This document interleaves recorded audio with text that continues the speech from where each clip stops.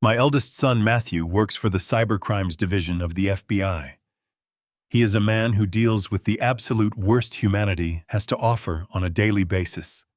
I have seen him handle hostage situations and federal raids without breaking a sweat. He never panics.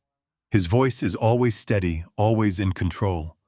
So when my phone vibrated against my wooden nightstand at 1:15 in the morning, and I heard my son actually trembling on the other end of the line, my blood ran instantly cold. He did not say hello. He did not ask if I was awake. He just whispered, "Dad, shut everything down. Turn off the lights.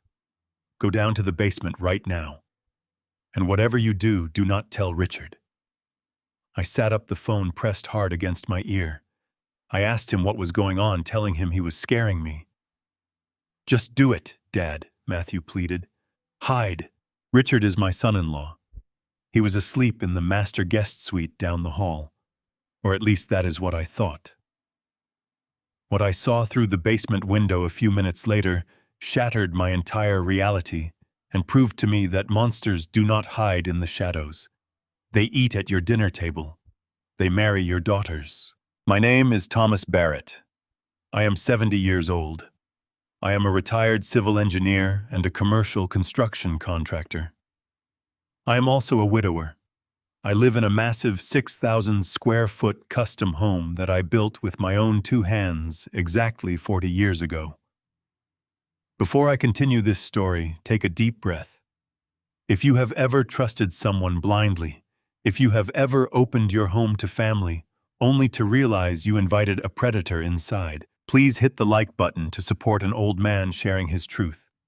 Subscribe to the channel so you do not miss what happens next. And tell me in the comments where you are watching this video from and what time it is there right now. It gives me comfort to know I am not speaking into a void. I did not ask Matthew any more questions. I simply ended the call and slipped out of my bed. At 70 years old, my joints ache with the memory of decades spent pouring heavy concrete and framing steel beams, but the sudden rush of pure adrenaline pushed all the physical pain aside. I did not turn on. I did not need to. 8 months ago, shortly after my beautiful wife passed away, Richard and my daughter Sarah moved in with me. Richard had convinced Sarah that I was getting too old, that my heart condition was worsening, and that I needed them there to take care of me. Ever since then, Richard had walked around this property like he was the lord of the manor. He treated me like a fragile, clueless old fossil. He thought he knew this house better than I did. He was wrong. I laid the foundation of this home. I drew every single blueprint.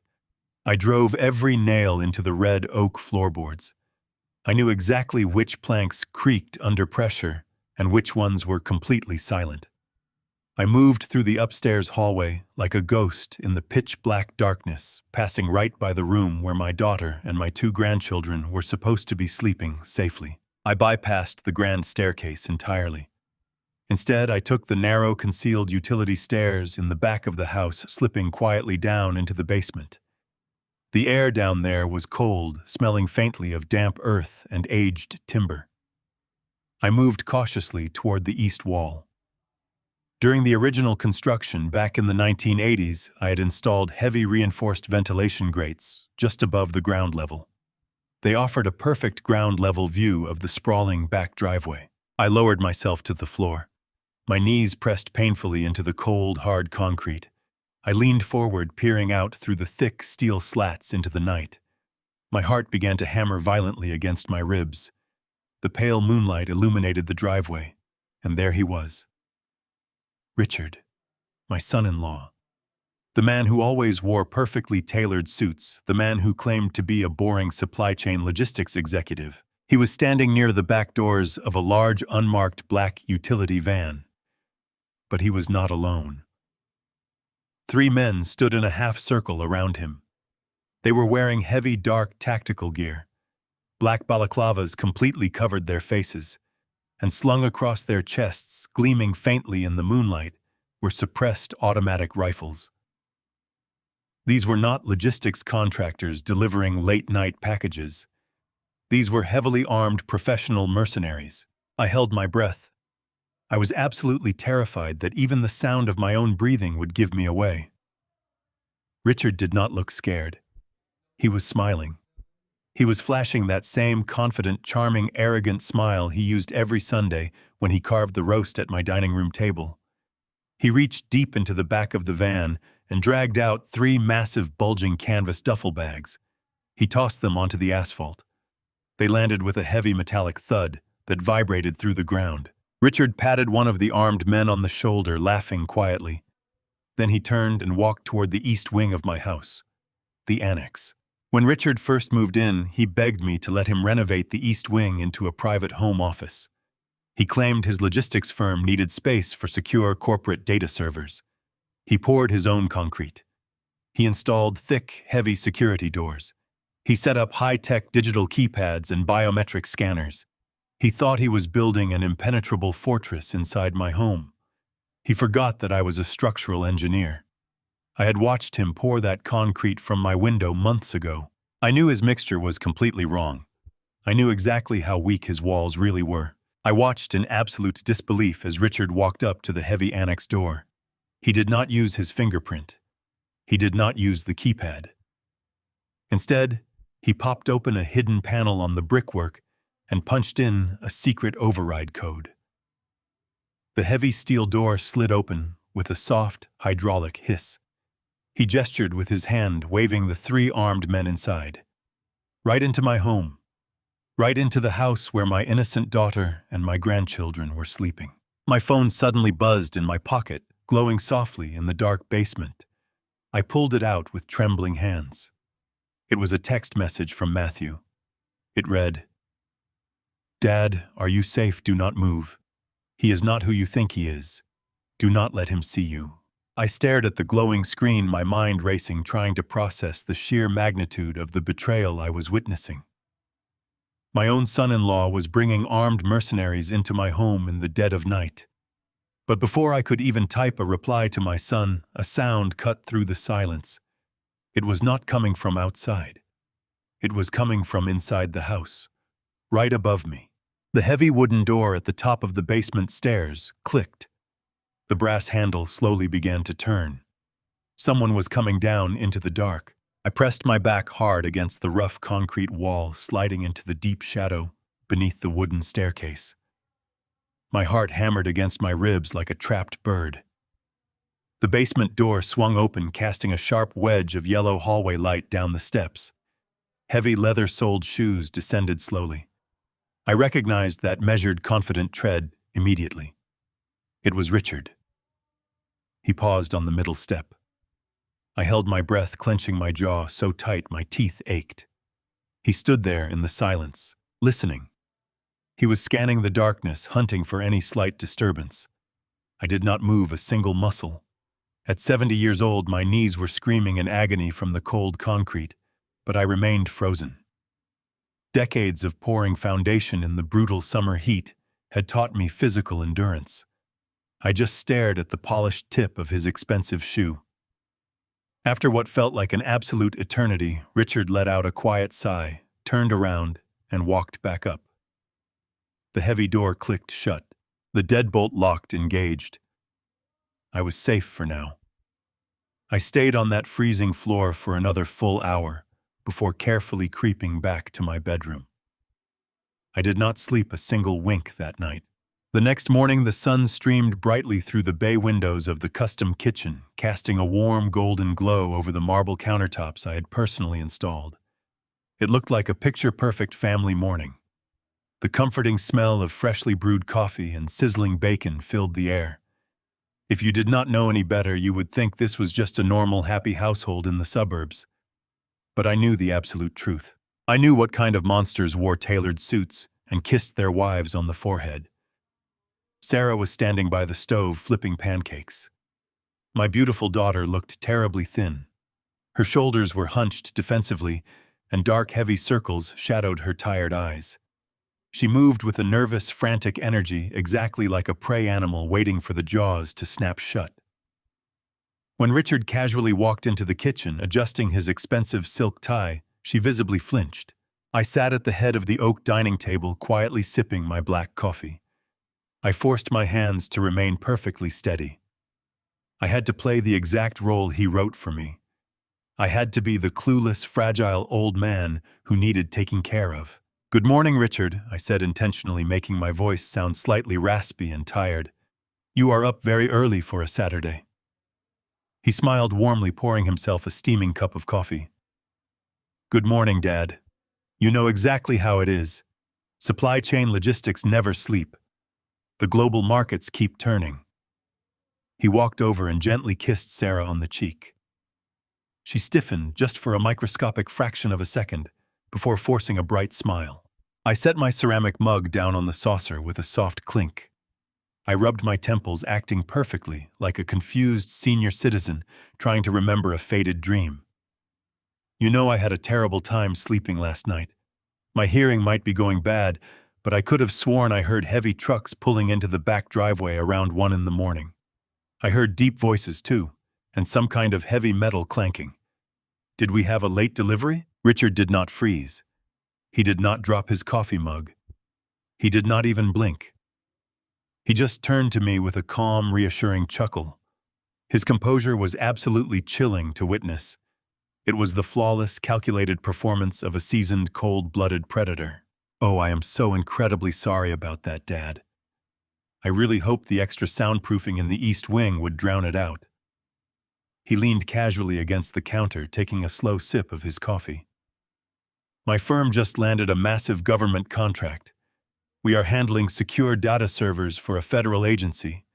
Because of the extreme sensitivity of the data, we had to use private armored couriers to move the server racks. They only operate under the absolute cover of night to completely avoid corporate espionage. It is highly classified, high-frequency trading stuff.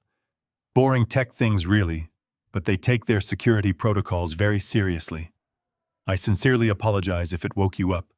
It will absolutely not happen again." I looked at him. The lie was absolutely brilliant.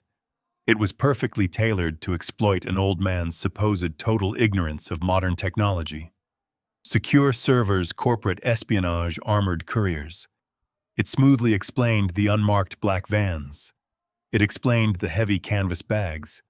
It completely explained the men dressed in tactical gear.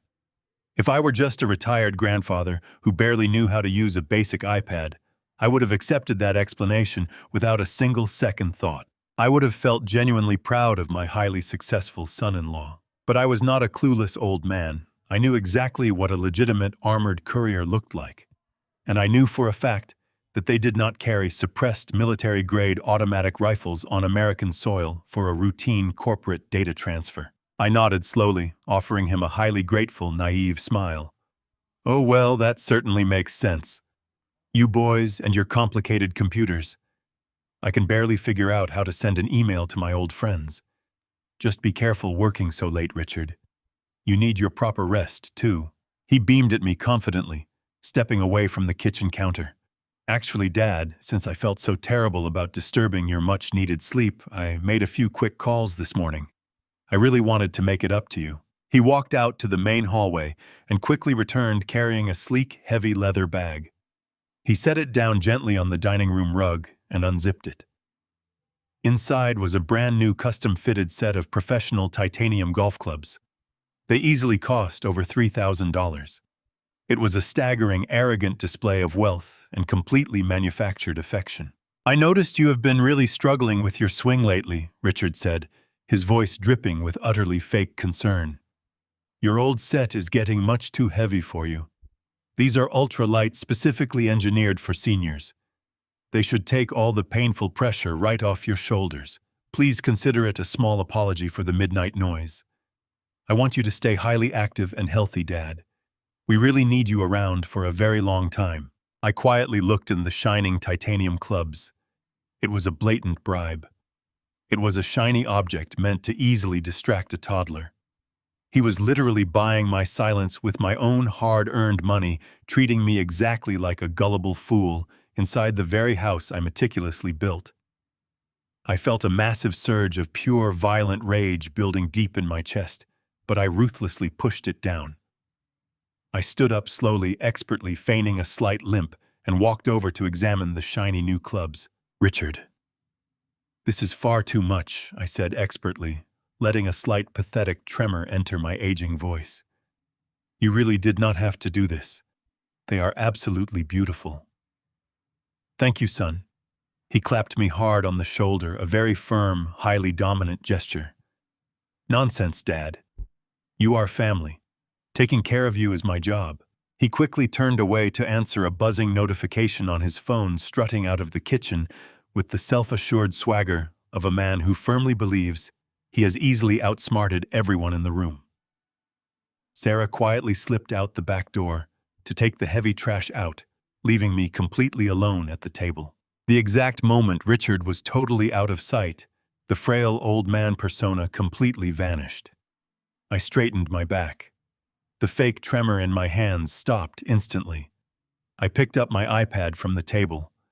Richard thought he completely controlled the entire digital footprint of this large estate. He thought locking me out of the new security cameras gave him absolute unquestioned dominion. He completely forgot that I am the exact person who expertly wired the original electrical grid for this massive property, and I still secretly held master administrative access to the primary utility network. I swiftly bypassed his secure main network and logged directly into the smart meter dashboard connected to the county power grid. I pulled up the real-time data consumption and the electrical draw for the East Wing Annex. I stared intensely at the screen, my eyes rapidly narrowing. Richard claimed he was just running secure data servers. Standard corporate server racks draw a very predictable, steady amount of electricity. But the raw numbers flashing on my screen were wildly, dangerously erratic. The East Wing was not just pulling high power. It was drawing enough raw electricity to fully run a small industrial manufacturing plant. The power spikes were absolutely massive, alternating in violent, rhythmic waves that clearly indicated heavy machinery, massive cooling compressors, and immense illegal processing banks. This was not a normal data storage facility for high-frequency trading. You absolutely do not need heavy industrial-grade cooling and massive power surges for simple corporate servers. I quickly zoomed in on the data packet logs. The heavy encrypted traffic was bouncing rapidly off proxy servers located in Colombia, Mexico, and Eastern Europe. He was routing massive continuous streams of highly fragmented financial data. He was not storing simple information. He was washing illegal money. Billions of it. My son-in-law had completely turned the peaceful sanctuary I built for my family into a heavily armed fortress for an international criminal cartel. And he was casually standing in my kitchen, drinking my coffee, and trying to cheaply buy my total blindness with a set of golf clubs. The lie had fractured completely, leaving nothing but the cold, terrifying truth to deal with. Over the next few days, I maintained the illusion of the fading father. I spent hours out in my garden pruning the bushes while my mind calculated the terrifying reality of what my son-in-law was actually doing inside my home. But the money laundering, as dangerous as it was, slowly took a back seat to a much more immediate, visceral fear. I truly looked at my daughter.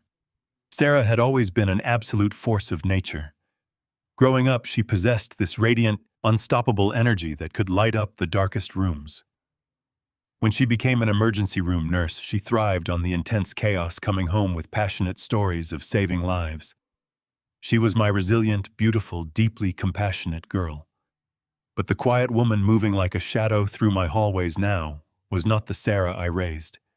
She had become a terrified ghost.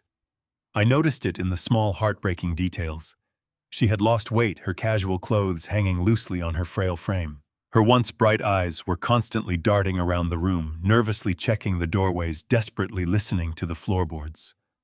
She startled at the slightest sound.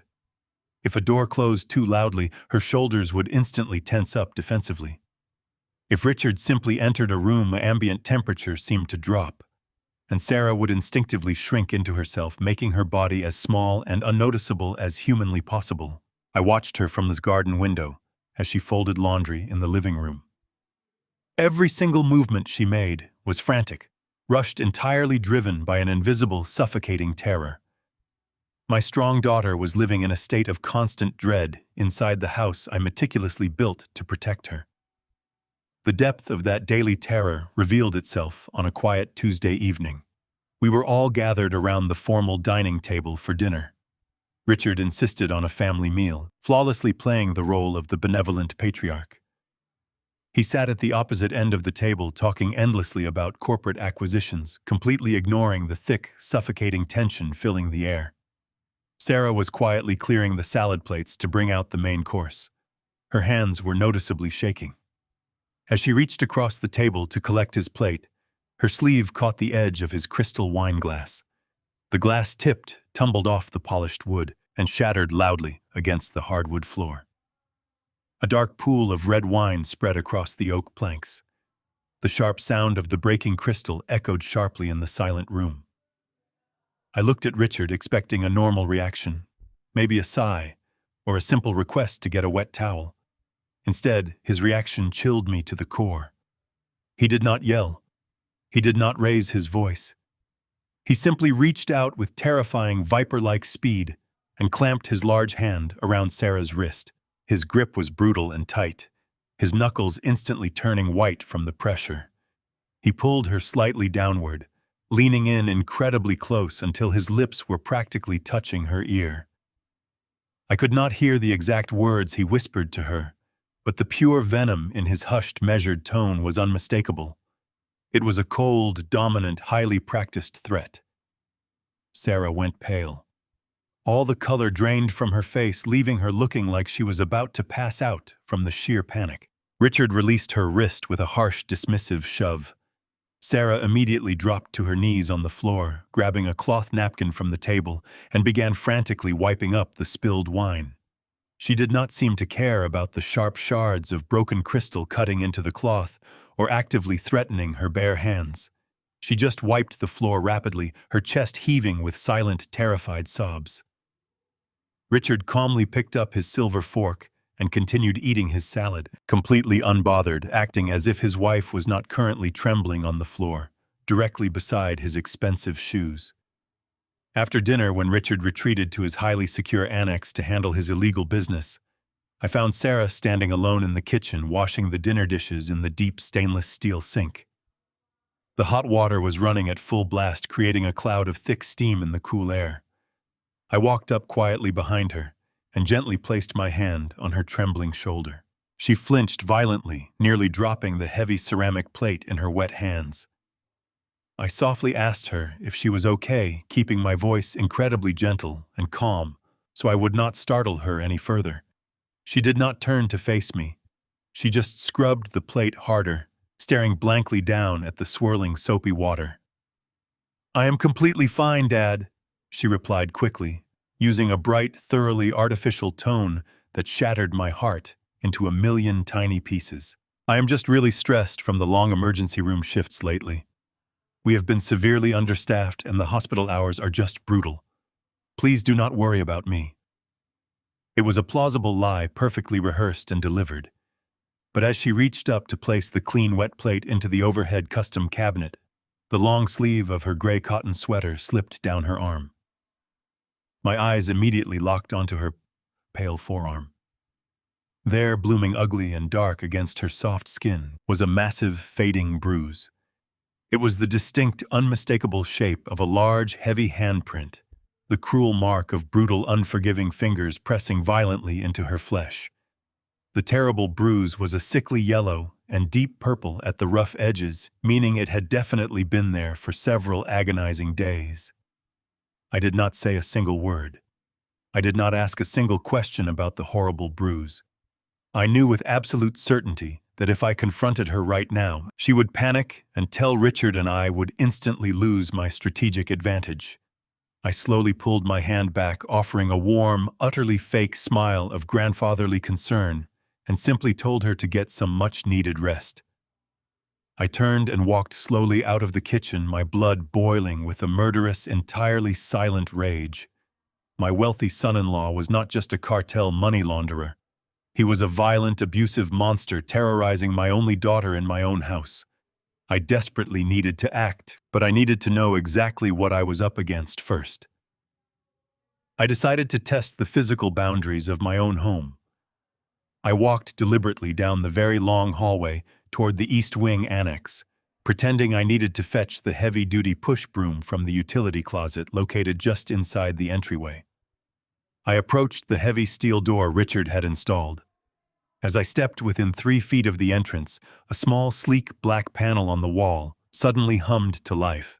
A bright red laser emitted from the device, sweeping rapidly across my face. A mechanized synthetic voice chimed from a hidden speaker. Access denied. Unauthorized biometric signature detected. The heavy door remained firmly locked. I stood there staring at the glowing red light. Richard had quietly, systematically locked me out of a section of my very own home. I stood in the hallway for a long time, letting the harsh red glow of the access denied indicator burn into my memory. Richard had effectively severed a piece of my own home, claiming it for himself with cold precision. I knew better than to force the issue or ask him for the access code. If I acted suspicious, he would immediately tighten his grip, not just on the East Wing, but on my daughter. I had to play the game exactly the way he expected a fragile, illiterate 70-year-old widower to play it. I needed to become entirely invisible, a harmless piece of background furniture. The next morning, I checked the heavy iron mailbox at the end of my long gravel driveway. Nestled beneath a stack of grocery store circulars was a small, unmarked padded envelope. Matthew had delivered it sometime before dawn. I slipped it into the deep pocket of my worn flannel jacket and walked back inside, keeping my pace slow and measured. Inside the envelope was a sleek black pocket scanner, no larger than a smartphone, designed specifically to capture and clone encrypted radio frequency signals. I found Richard sitting in the expansive living room, typing furiously on his expensive silver laptop. His dark suit jacket was draped carelessly over the back of the plush leather armchair next to him. I knew his keycard was inside the breast pocket. I had meticulously observed his daily routine for the past week. He never entered that secure annex without tapping the thick white plastic card against the wall panel first. I shuffled into the room, holding a steaming mug of dark roast coffee in my trembling hands. I purposefully made my breathing sound slightly labored. Richard, why? I called out, injecting a perfectly tuned note of pathetic frustration into my raspy voice. I am so terribly sorry to interrupt your important work, but I am at my wit's end. I bought one of those new smart televisions for the bedroom yesterday, and the instruction manual might as well be written in ancient Greek. I cannot figure out how to connect it to the internet. Could you possibly help an old man make sense of this modern technology? Richard paused his typing. He did not look up immediately, letting out a faint sigh of pure annoyance that he quickly disguised with a practiced smile. He closed the laptop screen and stood up, smoothing down his crisp white shirt. Of course, Dad. I can take a quick look for you. Give me just a second to save these logistics spreadsheets. As he leaned back over his desk to tap a few final keys on his computer, I strategically stumbled. I pitched my weight forward, crying out in fake alarm, and deliberately jerked my wrist. The hot, dark coffee splashed heavily across the glass coffee table, completely soaking the scattered magazines and splattering dangerously close to the sleeve of his tailored suit jacket draped over the chair. Oh, goodness gracious! I gasped frantically, patting my chest and stepping back with wide, terrified eyes. My hands just gave out completely. I am so sorry, Richard. I am making an absolute mess of things today. Richard cursed under his breath, a sharp, ugly sound that betrayed his true temperament. He lunged forward to pull his laptop away from the spreading brown puddle. Dad, just stand back. Let me get some paper towels before this ruins the hardwood floor. He spun around and jogged quickly toward the kitchen, his heavy footsteps echoing loudly down the hall. I had exactly 20 seconds. The moment he vanished around the corner, my trembling stopped instantly. My hands were as steady as solid rock. I pulled the black scanner from my flannel pocket and pressed the activation button. A faint blue light blinked to life. I stepped quietly toward his draped jacket, reaching my fingers into the inner breast pocket. I felt the smooth, hard edge of his plastic keycard. I did not remove it. I simply pressed the flat surface of the FBI scanner directly against the fabric right over the card. The device vibrated once, a silent, powerful pulse. The small digital screen flashed green. Data captured. Encryption copied. I slipped the scanner back into my pocket, just as Richard marched back into the living room, gripping a thick roll of white paper towels. I was already kneeling on the floor, using my dry flannel sleeve to weakly dab at the spilled coffee, playing the role of the humiliated, useless father. "Do not worry about it, Dad," Richard said, his voice returning to that sickeningly sweet, patronizing tone. He gently pushed me aside and began wiping the table. "Let me handle this. Why don't you head upstairs and I will be up in a few minutes to fix that complicated television for you." I thanked him profusely, keeping my head bowed in total submission. An hour later, I told Sarah I was driving down to the local pharmacy to pick up my refill of heart medication. I climbed into my old, reliable pickup truck and drove exactly 4 miles past the pharmacy, pulling into the cracked parking lot of a rundown roadside diner on the edge of the county line. Matthew was already sitting in a dark vinyl booth in the back corner. He wore a faded denim jacket over a plain black cotton shirt, completely blending into the tired surroundings. He slid a thick manila folder across the sticky laminate table as I sat down across from him. I handed him the digital scanner under the table.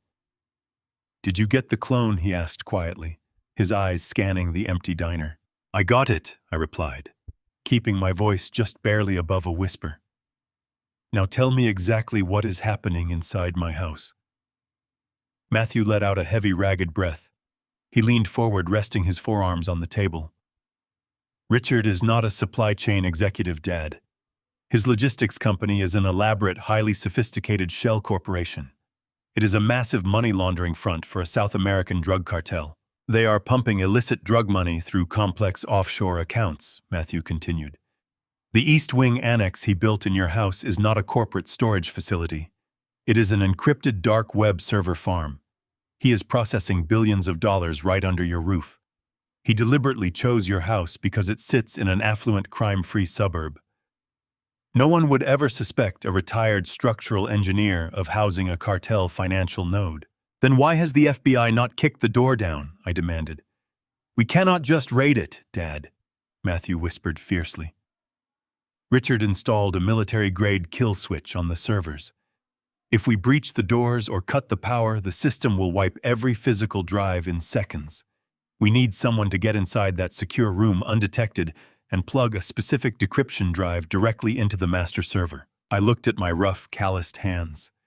I thought about the terrible dark bruise fading on my daughter's arm. A slow, dangerous calm washed over me. "He thinks he fortified my house," I said. "He forgot who built it." The drive back from the diner was a blur of cold focus. The terrifying reality of my situation had settled into my bones, leaving no room for panic. I waited until the digital clock on my bedside table flipped to exactly midnight. The sprawling house was completely silent, save for the low hum of the central heating system.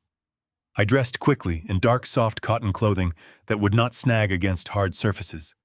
I slipped a small flashlight and a heavy multi-tool deep into my pocket. I moved silently out of my bedroom, bypassing the main corridors and heading straight for the ground floor library. The library was a quiet room Richard rarely entered. It was lined with heavy oak bookshelves that I had meticulously built piece by piece back in 1982, shortly after Sarah was born. I walked to the furthest corner, hidden in deep shadow. I reached behind the third shelf from the left, feeling along the smooth wood until my fingers brushed against a cold, recessed brass latch. When I designed this house, I insisted on building a centralized maintenance shaft. It was a practical engineering decision to allow easy access to the plumbing and electrical lines without ever having to tear down the finished drywall. Richard honestly thought he had completely isolated the east wing by reinforcing the main doors and installing advanced biometric scanners. He never bothered to check the original architectural blueprints filed at the county office. He did not know that this hidden shaft ran directly over the ceiling of his new high-tech annex. I pressed the latch, and the heavy oak section swung outwards silently on its well-oiled hinges. Behind it was a dull metal panel secured by 4 simple screws. I pulled out my multi-tool and quickly removed them, setting the heavy metal panel aside. A sudden blast of stale, incredibly dry air hit my face. The maintenance shaft was pitch black, a narrow rectangular tunnel measuring barely 3 feet wide and 2 feet high. I took a deep breath, fighting the suffocating wave of intense claustrophobia, and pulled my body into the dark opening. At 70 years old, my body immediately protested the awkward movement. My knees flared with sharp stabbing pain as they met the hard, unyielding, galvanized steel surface. My lower back screamed in angry protest as I contorted myself into the impossibly tight space.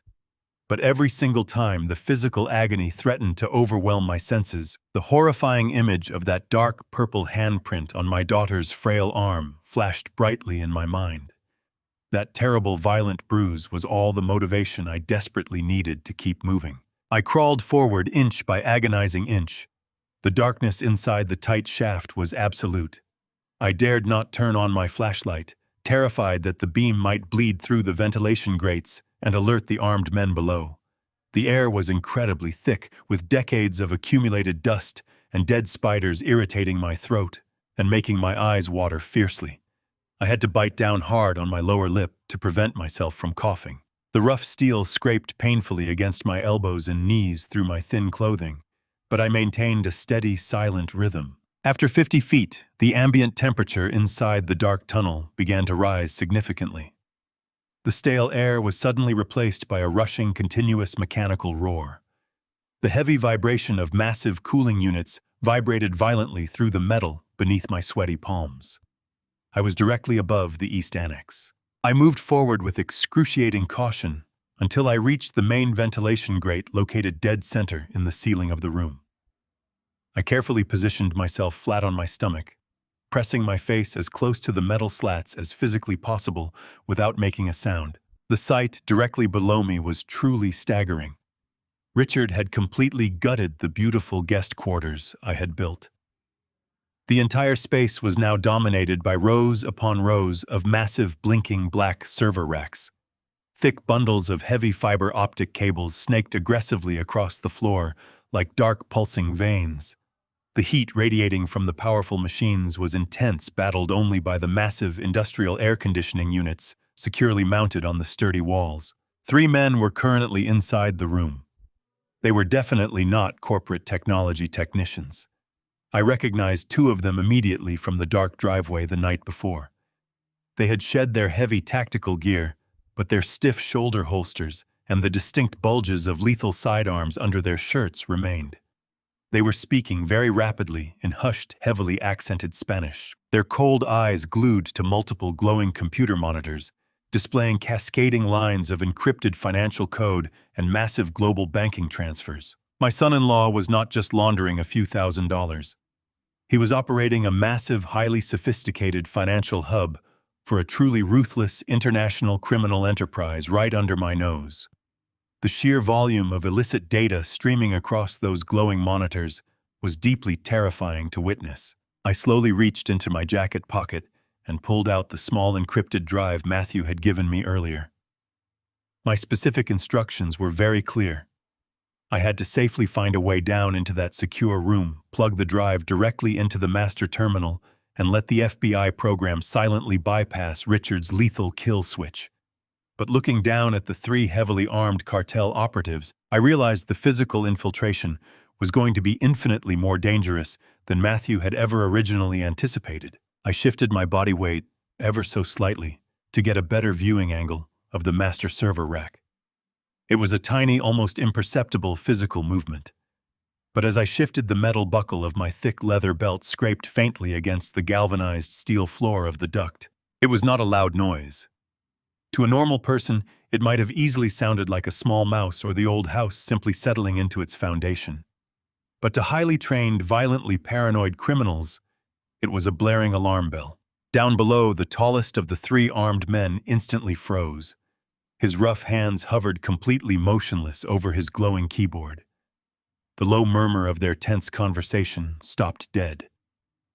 The silence in the room became incredibly thick and highly dangerous, broken only by the aggressive, endless hum of the server cooling fans.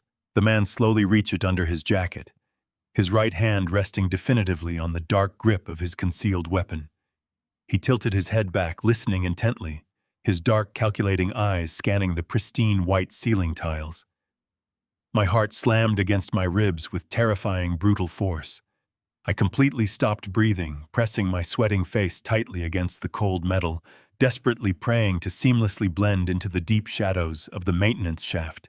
The cartel technician took 3 slow, heavy steps toward the center of the room. He stood directly beneath my thick ventilation grate. I plainly saw the sharp, violent tension in his broad shoulders. He reached into his dark pocket and pulled out a tactical flashlight. A brilliant, blinding beam shot upward, missing my exposed eyes by an absolute millimeter. I squeezed my eyes shut against the blinding white glare. The intense beam of the tactical flashlight cut through the dust particles dancing in the narrow metal shaft, missing my face by an absolute fraction of an inch. I did not breathe. I did not blink. I felt the cold, hard steel pressing against my cheek, my heart slamming violently against my ribs. Below me, the cartel technician grunted, muttering something under his breath in Spanish. He clicked the heavy flashlight off and walked back toward the glowing server racks. I waited until the mechanical hum of the massive cooling units completely masked any residual sound before I began my slow, agonizing retreat. I pushed myself backward inch by excruciating inch, my joints burning with intense, fiery pain. By the time I finally reached the library and slipped back out through the hidden oak panel, my entire body was drenched in cold sweat. I quietly locked the brass latch and sank against the wall in the pitch-black room. The situation was infinitely worse than Matthew had described. Richard was not just a white-collar criminal hiding behind computer screens. He had heavily armed, highly trained killers patrolling my house. Any normal surveillance equipment would be completely useless. Richard had installed a state-of-the-art artificial intelligence security system. I knew his expensive cameras were equipped with thermal imaging to detect body heat and scanners that constantly monitored for unauthorized wireless signals. If I tried to place a digital camera or a wireless microphone anywhere near that annex, his system would instantly detect the foreign broadcast frequency, and I would be a dead man before the police could ever arrive. I needed to bypass the digital era entirely. I needed to go backward in time to completely blind him. The next morning, while Richard drove his fancy sports car into the city for a supposed business meeting, I walked down to the deepest, oldest corner of my basement. Behind a stack of forgotten wooden crates, I kept a heavy metal lockbox filled with obsolete construction, surveying equipment from the 1990s. I pried the rusted lid open. Inside, wrapped in protective foam, were 4 old-school battery-operated analog pinhole cameras. They did not emit a single radio frequency. They could not be hacked, jammed, or scanned by modern artificial intelligence. They sent their video signals through thin physical copper wires. I spent the next 6 grueling hours engaging in the most dangerous, terrifying structural surgery of my entire life. I used a long, flexible fiberglass rod to fish the fragile copper wires down through the hollow cavities of the drywall. Because I had framed every single wooden stud in this massive house myself, I knew exactly where the dead spaces were located. I knew how to navigate around the thick fiberglass insulation and the heavy plumbing pipes without snagging the wires. I drilled microscopic holes into the decorative crown molding directly above Richard's server room, perfectly angling the tiny analog lenses to capture the entire space. I ran the thin copper wires all the way down into the basement, hiding them behind the original electrical conduit, where no one would ever think to look. I meticulously connected the analog camera feeds to a dusty, heavy closed-circuit television monitor and an ancient VHS recorder I had salvaged from my old contracting office.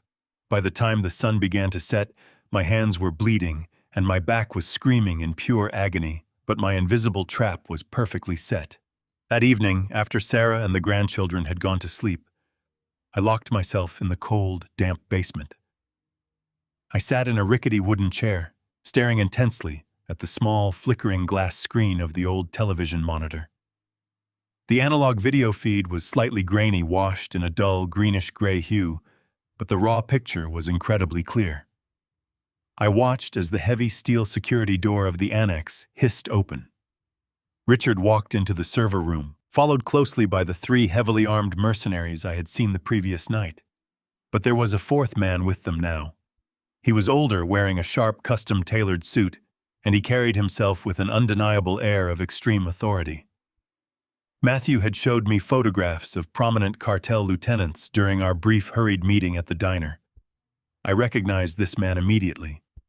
He was a high-ranking enforcer for the syndicate, a man responsible for moving millions of dollars in illicit drug revenue across the southern border. My stomach twisted into a tight, sickening knot. I fully expected Richard to cower in fear, to act like a subordinate logistics manager, taking strict orders from a dangerous criminal boss. What I saw instead completely shattered everything I thought I knew about the man who married my daughter. Richard did not bow his head. He did not speak with any kind of respectful hesitation. He stood tall, his shoulders squared, projecting an aura of absolute terrifying dominance. The older cartel lieutenant handed Richard a thick financial ledger, pointing aggressively at a specific column of numbers. The man raised his voice clearly, challenging Richard's accounting methods, gesturing angrily toward the massive rows of humming servers.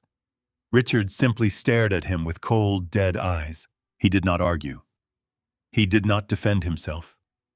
Instead, Richard raised his right hand and violently slapped the high-ranking cartel lieutenant across the face. The sound echoed sharply through the audio feed. The powerful strike sent the older man stumbling backward into a server rack. The 3 armed mercenaries immediately raised their rifles, but they did not point them at Richard. They pointed their weapons directly at the lieutenant. I sat frozen in my wooden chair, the cold basement air raising goosebumps on my arms. Richard was not just a smart money launderer working for the cartel. He was not a simple, replaceable contractor. He was the one giving the final orders. He controlled the mercenaries. My son-in-law was a high-ranking boss within the syndicate itself. He commanded absolute, unquestioned loyalty from ruthless killers. The terrified lieutenant wiped a thin stream of dark blood from his mouth, keeping his head completely lowered in total, humiliating submission. Richard straightened his expensive suit jacket, speaking to the men in a low, dangerous tone that brokered zero defiance. He walked slowly over to a heavy metal desk in the corner of the room and smoothly unlocked a top drawer. He pulled out a thick manila folder and casually tossed it onto the glass table in front of a massive, heavily scarred hitman standing by the door. The hidden camera angle was positioned perfectly above them. As the large man opened the folder to inspect the contents, the grainy monitor captured the image inside. It was a high-resolution candid photograph of my daughter. Sarah was smiling in the picture, holding her favorite coffee mug on our back porch. I watched in pure, suffocating horror as Richard tapped his finger directly on Sarah's smiling face, speaking calmly to the hitman. He was not asking for a favor. He was issuing a formal, deadly execution order. The heavy realization of that photograph hit me with the force of a freight train. My own son-in-law had just placed a bounty on my daughter's life, treating her execution like a simple line item in his twisted corporate ledger. I sat in that freezing basement until the early hours of the morning, watching the monitor as the cartel lieutenant and the hitman finally departed, leaving Richard alone in his glowing server room.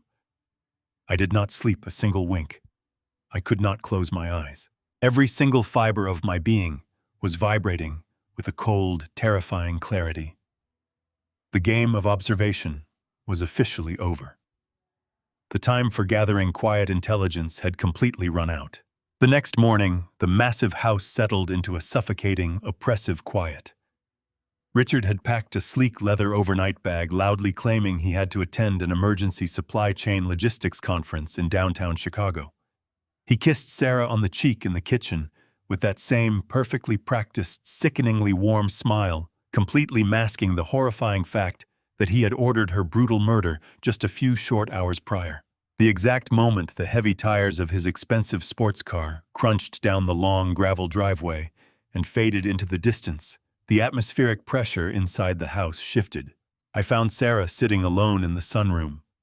She was perched on the very edge of the floral sofa, her knees pulled tightly to her chest, staring blankly out at the manicured green lawn. She looked so incredibly fragile, a hollow, haunted shell of the vibrant, unstoppable woman she used to be. I walked into the bright room, and for the very first time since Richard had moved me into this sprawling estate, I did not shuffle my feet. I did not hunch my shoulders. I stood completely straight, letting the false, pathetic tremor in my hands vanish entirely. My posture shifted from a fragile senior citizen to the hardened, enduring foundation worker I had always been. My voice, when I finally spoke, was not the raspy, confused croak of a helpless old man. It was deep, steady, and incredibly resonant. "Sarah, look at me." She turned her head slowly, her brow furrowing in deep, genuine confusion at the sudden, sharp command in my tone. I walked over and sat down on the heavy oak coffee table directly in front of her, forcing her to meet my gaze. I dropped the clueless act completely. "I am not the frail, uneducated old man your husband thinks I am," I said, keeping my voice incredibly calm but forcefully direct.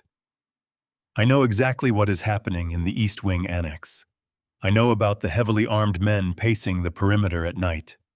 I know about the massive cooling units, the encrypted server racks, and the South American cartel he works for. And I know about the fading bruise on your arm." Sarah stopped breathing. Her eyes widened in absolute primal terror. She instinctively scrambled backward on the sofa, pressing her spine hard against the soft cushions, as if she could physically merge with the fabric and disappear from reality. "Dad, you do not understand," she whispered frantically, her voice trembling with raw, unfiltered panic. "You have to stop talking. You cannot know these things. If Richard finds out you know anything at all, he will kill you. He will not hesitate to kill both of us. You have to pretend you are still confused. Please, Dad, for your own safety, you have to forget everything you just said and go back to your room." I reached out and firmly grasped her shaking hands, holding them tightly between my own rough palms. "I know everything, Sarah." I repeated, pouring every ounce of a father's fierce protective love into my words. "I know what kind of monster he is, but what I do not understand is you. You are the strongest, most resilient woman I have ever known. You save lives in the emergency room every single day. You are not a victim by nature. So look me in the eye and tell me the absolute truth right now. Why did you not just pack a bag and leave him the very first time he laid a violent hand on you?" That simple, direct question was the final devastating hammer blow to her fragile, carefully constructed dam. Sarah completely shattered. A deep, agonizing sob ripped violently from her throat, a sound of such profound, suffocating despair that it made my chest ache physically. The tears spilled over her pale cheeks, dropping heavily onto her denim lap. She pulled her hands free and covered her face, weeping with the uncontrollable intensity of someone who had been holding their breath underwater for years. "I cannot leave him." "Dad," she choked out between heavy, ragged gasps for air. "I am completely trapped. He made sure I could never, ever walk away." I waited in silence, letting her cry, letting the toxic, festering poison of her secret finally bleed out into the open air. Last year, she began, her voice shaking violently as she forced the words out. Things at the hospital were completely chaotic. I was working back-to-back double shifts, totally exhausted, barely functioning. Richard had open access to my medical bag at home. He had high-resolution copies of my security badges. I did not realize what he was meticulously doing until it was far too late. She looked up at me, her red, swollen eyes filled with a hollow, dead defeat. He systematically stole thousands of doses of highly restricted Schedule II narcotics directly from the hospital pharmacy. He used my cloned credentials to bypass the digital security locks on the medicine cabinets. He expertly forged my signature on the digital requisition forms. He planted empty drug vials in the trunk of my car and hid a massive stash of the stolen narcotics in my personal locker at work. He created a flawless, undeniable, completely fabricated paper trail that points directly and exclusively to me. I stared at her, feeling the blood run freezing cold in my veins. "He has an entire encrypted dossier," Sarah continued, her voice dropping to a terrified, desperate whisper. He has high-definition video footage. He doctored fake offshore bank transfers linking my name to known local dealers, and a perfectly written detailed confession he forced me to sign while holding a loaded, suppressed pistol against my temple. He keeps the digital file ready to send to the state medical board, the federal drug authorities, and the local police at the single press of a button. If I pack a bag, if I try to take the children and run away in the middle of the night, if I even whisper a single word of this to a divorce lawyer or a domestic abuse hotline, he will trigger the massive data release. I will not just lose my medical license. I will go to federal prison for decades. I will be publicly branded a massive corrupt drug trafficker. And because I will be a convicted incarcerated felon, Richard will automatically be granted full, uncontested legal custody of my babies. He will raise them in this violent nightmare, and I will be rotting in a concrete cell, completely unable to protect them. I am a hostage dad. I am a helpless prisoner in my own life, and he holds all the heavy iron keys. The profound silence that followed her devastating confession was heavier than solid lead. The sheer, calculated evil of Richard's master plan was breathtaking in its cruelty. He had not just trapped my beautiful daughter with physical violence and intimidation. He had meticulously engineered an inescapable legal and professional cage that made her completely dependent on his daily mercy. He had deliberately weaponized her beloved career and her profound, unconditional love for her children, turning them into the very iron chains that bound her to a psychopath. I did not offer her empty, meaningless platitudes. I did not tell her that everything was going to be magically fine, or that the traditional justice system would somehow protect her from a cartel boss. We were operating far beyond the realm of normal laws, restraining orders, and simple police reports. I slid closer to her on the floral sofa and pulled her trembling, exhausted body into my chest. I wrapped my strong arms around her frail shoulders, holding her incredibly tight as she wept bitterly into my flannel shirt. As I held my broken daughter, the last remaining trace of the peaceful, law-abiding, forgiving grandfather inside my soul quietly died. The profound, suffocating grief that had been weighing me down instantly evaporated, replaced entirely by a vast, bottomless ocean of pure, solid ice. The tactical situation had completely shifted from a dangerous passive surveillance operation to a necessary lethal and immediate surgical strike. Richard had confidently signed his own death warrant, the absolute second he put a financial bounty on her head, but discovering this elaborate, sadistic psychological torture sealed his ultimate fate completely. I rested my chin gently against the top of her head, softly stroking her hair with one hand in a rhythmic, calming motion. With my free hand, I slowly reached deep into my jacket pocket and pulled out my secure, untraceable mobile phone. I opened the encrypted messaging application Matthew had specifically installed for me. My calloused thumbs moved with rapid, lethal precision across the glowing digital keyboard. I did not need any more strategic information. I did not need to gather any more definitive proof. I typed out a single definitive text message and sent it directly into the digital ether to Matthew. No more surveillance. We end him tonight. I slipped the phone into my pocket and pulled away from Sarah. I wiped the tears from her pale cheeks, kissed her forehead, and promised her that the nightmare was almost over. I did not explain the complex details. I could not risk burdening her with the highly dangerous reality of what I was about to do. I simply told her to take the children to the public park the following afternoon and keep her mobile phone turned off. She nodded, far too exhausted to argue, and retreated to her bedroom. The next morning, the house was buzzing with a frantic, artificial energy. Richard was pacing the custom kitchen island in a crisp white shirt, barking aggressive orders into his sleek phone. He was preparing to host a highly exclusive business dinner that evening. I knew exactly what that meant. Matthew had intercepted a series of encrypted messages. 3 high-ranking cartel bosses were flying in from South America. They were coming to personally inspect the new dark web server farm and finalize the illicit logistics for laundering their massive syndicate funds. Richard was treating this dinner like a royal coronation. He was going to show off his supposedly impenetrable fortress. He was going to deeply impress the very men who held my precious daughter's life in their bloody hands. I sat quietly at the heavy oak dining table, sipping my black coffee and watching him pace. He looked incredibly arrogant, perfectly confident in his absolute unquestioned control. He had no idea that he had just handed me the perfect operational window to strike back. The exact moment Richard left for the airport to personally collect his dangerous guests, I moved quickly. I did not have the luxury of spare time. I walked straight past the beautiful living room and headed down into the cold, concrete basement. I pushed the heavy storage crates aside and opened the massive utility closet. When I built this sprawling estate 40 years ago, I did not just build a simple suburban family home. I constructed a fortress designed to withstand severe environmental disasters.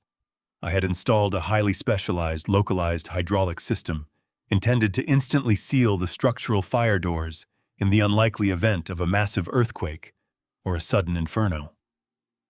Richard had repurposed those heavy steel doors when he built his secure annex, integrating them seamlessly into his modern smart home network. He honestly believed his expensive digital security applications controlled every single locking mechanism on the vast property. He completely ignored the fundamental physical architecture.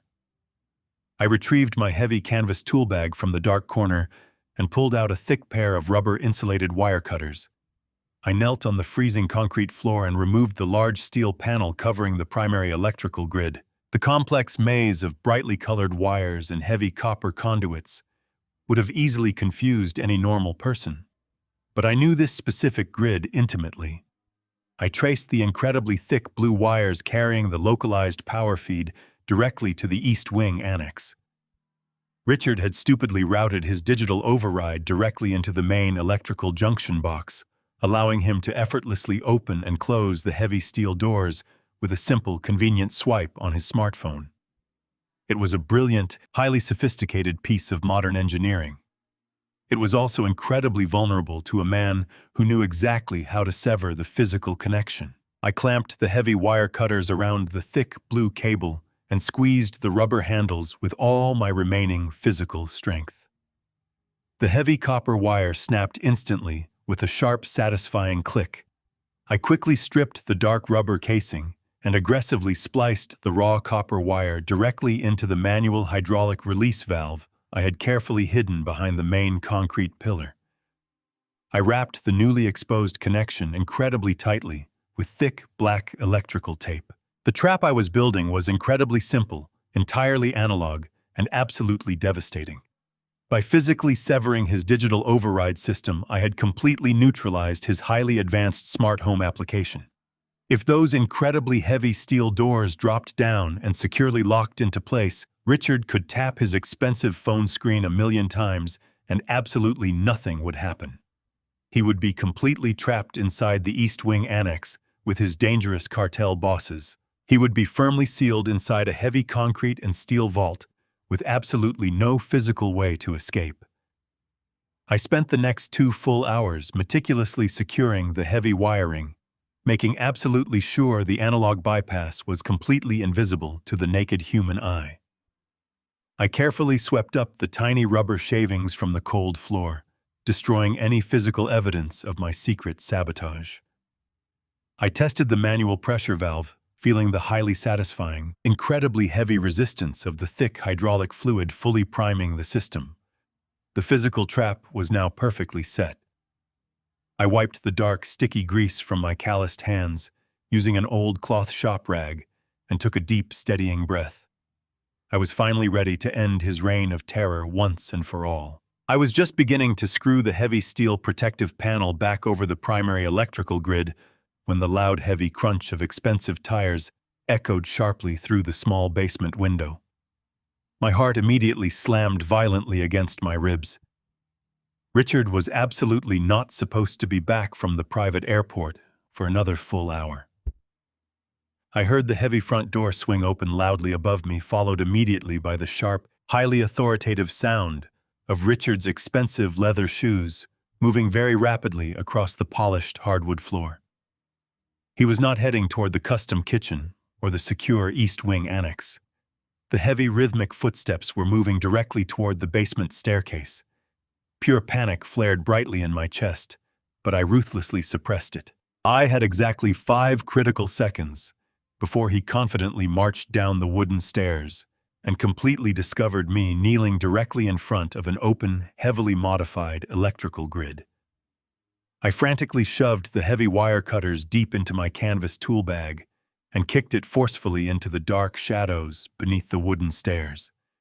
I hastily kicked the metal grid cover into position, hiding the freshly cut blue wires from plain sight. I grabbed a dusty, cobweb-covered bottle of vintage red wine from the large wooden storage rack, conveniently located beside the open utility closet. I stood up incredibly quickly, completely ignoring the sharp, sudden pain radiating in my aging knees, and began vigorously wiping the dusty glass bottle with my faded flannel sleeve, making sure my breathing sounded ragged and weak. The heavy basement door swung open at the exact top of the stairs. The sharp wedge of yellow hallway light cut aggressively through the thick basement gloom. Richard stopped abruptly on the top step, his tall, dark silhouette looming aggressively over me. I turned around very slowly, holding the vintage wine bottle up to the dim basement light, adopting the perfect, thoroughly confused posture of a fragile, helpless old man who was completely lost and hopelessly wandering in the dark shadows of his very own house. My own life now depended entirely upon this final performance. Richard stood perfectly still on the top step, his broad shoulders blocking the dim hallway light. His eyes narrowed, scanning the dark basement for anything out of the ordinary. I gripped the dusty wine bottle, letting my jaw hang slack, portraying a harmless, senile old man wandering down the wrong stairs. "What are you doing down here, Dad?"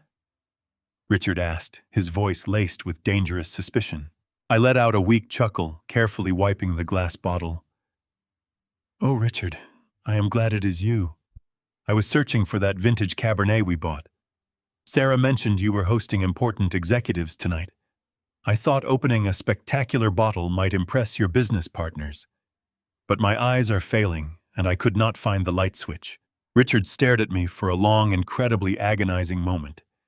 The absolute silence felt suffocating. I kept my breathing shallow, praying he would not notice the fresh scuff marks near the electrical panel. Finally, his posture relaxed. The dangerous predator retreated, and the patronizing son-in-law returned. "That is thoughtful, Dad," Richard said smoothly, taking the bottle. "But I have already selected the wine for this evening. My guests have very refined tastes. Let us get you upstairs. You need rest before dinner." I nodded gratefully, leaning heavily on the handrail as I followed him up. The trap was safe. 2 hours later, 3 cartel bosses arrived in unmarked black vehicles escorted by men whose sharp suits poorly concealed heavy weaponry. The dining room atmosphere was instantly thick with lethal, unspoken tension. The 3 men were polite, but their eyes were cold and calculating, devoid of human warmth. They looked at the expensive artwork with mild amusement, like wolves evaluating a sheep pen. Sarah sat stiffly at the opposite end of the dining table, picking nervously at her food. She tried desperately to maintain the illusion of the perfect corporate wife, but I clearly saw the terror radiating from her every movement. Richard sat at the head, holding court, pouring expensive wine and discussing shipping routes. He was fully in his element, entirely distracted by his performance. When the main course was cleared, I placed my napkin on the table and slowly stood up, feigning a deep yawn. "I apologize, gentlemen," I said, offering a frail smile to the bosses. "My new heart medication makes me drowsy, and I must retire for the evening. It was an absolute pleasure meeting you all." Richard waved me away with a dismissive nod. "Good night, Dad. Have a good rest." I walked up the grand staircase, waiting until I was completely out of their line of sight. On the second-floor landing, I moved with silent precision. I did not go to my bedroom. I slipped down the back corridor, heading straight for the concealed entry point behind the library. I reached the heavy oak bookshelf and engaged the hidden brass latch. The panel swung open, and I pulled myself into the dark, stifling maintenance shaft. The pain in my joints was immense, but the adrenaline masked the agony. I crawled rapidly through the dusty steel ductwork, moving with the practiced efficiency of a man who spent 40 years navigating the skeletal framework of massive commercial buildings. I reached the ventilation grate directly above the server room. I peered through the metal slats. The room was completely empty. The 3 armed cartel technicians must have gone to coordinate with their bosses. This was my only window of opportunity. I carefully unscrewed the metal grate, setting it aside, and lowered myself through the ceiling opening.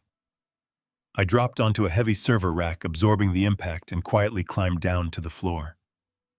The heat inside the room was staggering. The massive servers hummed with intense energy, processing billions of dollars of illicit drug money every single second. I moved quickly to the center of the room, locating the primary master terminal. It was secured behind reinforced glass. I pulled the cloned RFID keycard from my pocket and pressed it flat against the digital scanner. A green light flashed brightly. The heavy glass panel slid open with a soft hiss. I retrieved the small decryption drive Matthew had given me. My hands were remarkably steady as I plugged the device directly into the master server's primary data port. The computer screen immediately flickered. A complex string of heavily encrypted code cascaded rapidly down the dark monitor. Then a simple green progress bar appeared in the absolute center of the screen. 10%. I stared at the glowing numbers, my heart pounding frantically. The FBI software was fighting its way through Richard's sophisticated firewall, silently neutralizing the lethal kill switch that protected the cartel's financial network. 25%. The volume of digital information rushing through the tiny drive was astronomical. I needed this download to finish completely. If I removed the drive prematurely, the entire system would instantly lock down, the kill switch would activate, and every server would permanently wipe itself. 40%. The mechanical hum of the cooling compressors suddenly seemed deafening. A single drop of cold sweat rolled down my spine. The agonizing wait was pure psychological torture. I kept my eyes locked on the monitor, mentally willing the green bar to move faster. 55%. Suddenly, a sharp sound echoed from the corridor outside the thick steel doors. It was the heavy rhythmic thud of combat boots moving rapidly across the hardwood floor. The cartel technicians were returning early. 70%. I gritted my teeth, gripping the metal server rack. The heavy footsteps stopped directly outside the annex door. I heard the low murmur of rough voices speaking rapidly in Spanish. They were running a standard security check before re-entering the facility. 85%. The biometric scanner on the exterior wall chirped loudly. Someone was scanning their eye and pressing their fingerprint to the glass. The heavy locking mechanism inside the thick steel door began to engage, letting out a deep groan as the deadbolts slid back. 95%. "Come on," I whispered frantically under my breath, my fingers hovering just a millimeter over the small decryption drive. The heavy steel door handle began to turn slowly. The green bar crept agonizingly across the dark screen. 100%. Download complete. I yanked the decryption drive from the primary server port and jammed it into my pocket. The security door hissed loudly as the seal broke. I had no time to climb back up the tall server rack to the ceiling vent. I dropped immediately down to my hands and knees, my heart hammering against my aching ribs. My fingers grabbed the sharp edge of the perforated subfloor grate, directly beneath the master terminal. I pulled the heavy metal square up, sliding my body headfirst into the shallow, dark crawlspace housing the thick fiber optic cables. I pulled the heavy metal grate back down into place over my head, holding my breath in the absolute darkness, just as the massive steel door swung completely open, flooding the entire server room with a harsh, blindingly bright hallway light. I squeezed my eyes shut, praying the shadows would keep me completely hidden from the armed killers standing just inches above me. I held my breath until my lungs burned. The heavy steel door swept open, and a harsh fluorescent light poured through the perforated metal slats above my face. The combat boots of the cartel mercenaries stepped onto the raised subfloor, missing my fingers by a fraction of an inch. Fine dust drifted onto my sweating cheeks as the men walked around the server racks, their low voices echoing in the sweltering room. I pressed my body flat against the cold concrete foundation. beneath the fiber optic cables, making myself as thin as possible. I closed my eyes, terrified they might reflect the overhead light. My old joints throbbed with an agonizing pain, but the adrenaline coursing through my veins forced my muscles to remain rigid. I listened to their weapons brushing against the metal cabinets. They were incredibly close. Every second stretched into a suffocating eternity. I heard the tapping of a keyboard directly above me. They were checking the master terminal. I silently prayed the FBI decryption program had finished wiping its digital footprint from the screen. After what felt like hours of tension, the lead technician grunted something in Spanish. The heavy boots turned and marched back toward the entrance. The massive steel door hissed shut, and the deadbolt slammed securely into place. The blinding light vanished, plunging my cramped world back into deep shadows. I did not move for another 10 minutes, letting the rhythmic hum of the massive cooling units swallow the silence. Once I was absolutely certain I was alone, I slowly exhaled. I reached into my dark pocket and pulled out my small brass pen torch. I clicked the button shielding the tiny bulb with my calloused fingers, so only a microscopic sliver of light escaped. I needed to find a safe section of the subfloor grate to push open and escape. As I slowly swept the faint beam across the dusty concrete foundation, the pale light caught the dull edge of something massive and metallic, hidden deep beneath the thick bundles of fiber optic cables. I crawled slowly forward, dragging my aching body over the rough concrete, carefully moving the heavy wires aside. It was a heavy, square steel door set completely flush with the original concrete foundation. Richard had actually cut directly into the solid slab I had poured 40 years ago to bury a high-security floor safe. I dragged my body closer, studying the smooth metal surface. Richard was a man completely obsessed with modern digital technology. But this safe was entirely different. He knew better than to trust his most dangerous, incriminating secrets to a digital network that could be remotely hacked or wiped by his own emergency kill switch. This was a heavy old-school mechanical combination safe. He had chosen physical analog security for his ultimate fail-safe. A grim, humorless smile crossed my dry lips. He had locked me out of my own home with biometric lasers, but he had just presented a retired structural engineer with a purely mechanical puzzle. I reached into the deep pocket of my worn flannel jacket and pulled out the heavy brass multi-tool I always carried.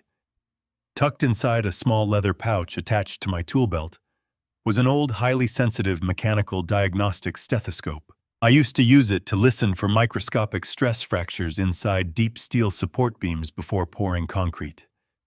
I carefully placed the cold metal earpieces into my ears and pressed the flat brass diaphragm firmly against the thick steel door of the safe directly next to the heavy analog dial. I turned my pen torch off, plunging myself back into absolute darkness, isolating my sense of hearing. The stifling heat of the cramped crawl space was unbearable. Sweat dripped continuously from my forehead, stinging my eyes, but I ignored the profound physical discomfort. I slowly placed my trembling fingers on the cold metal dial and began to turn it to the right. I closed my eyes, tuning out the roaring hum of the server cooling fans, focusing entirely on the microscopic vibrations echoing through the heavy steel door. Click. The sound was incredibly faint, a tiny mechanical whisper traveling through the thick metal. I carefully noted the specific number.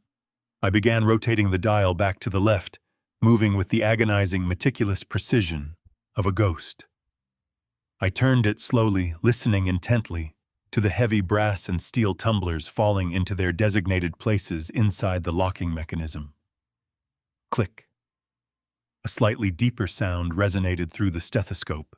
I wiped my sweating face against the sleeve of my dark shirt and began the third rotation, turning the cold dial back to the right.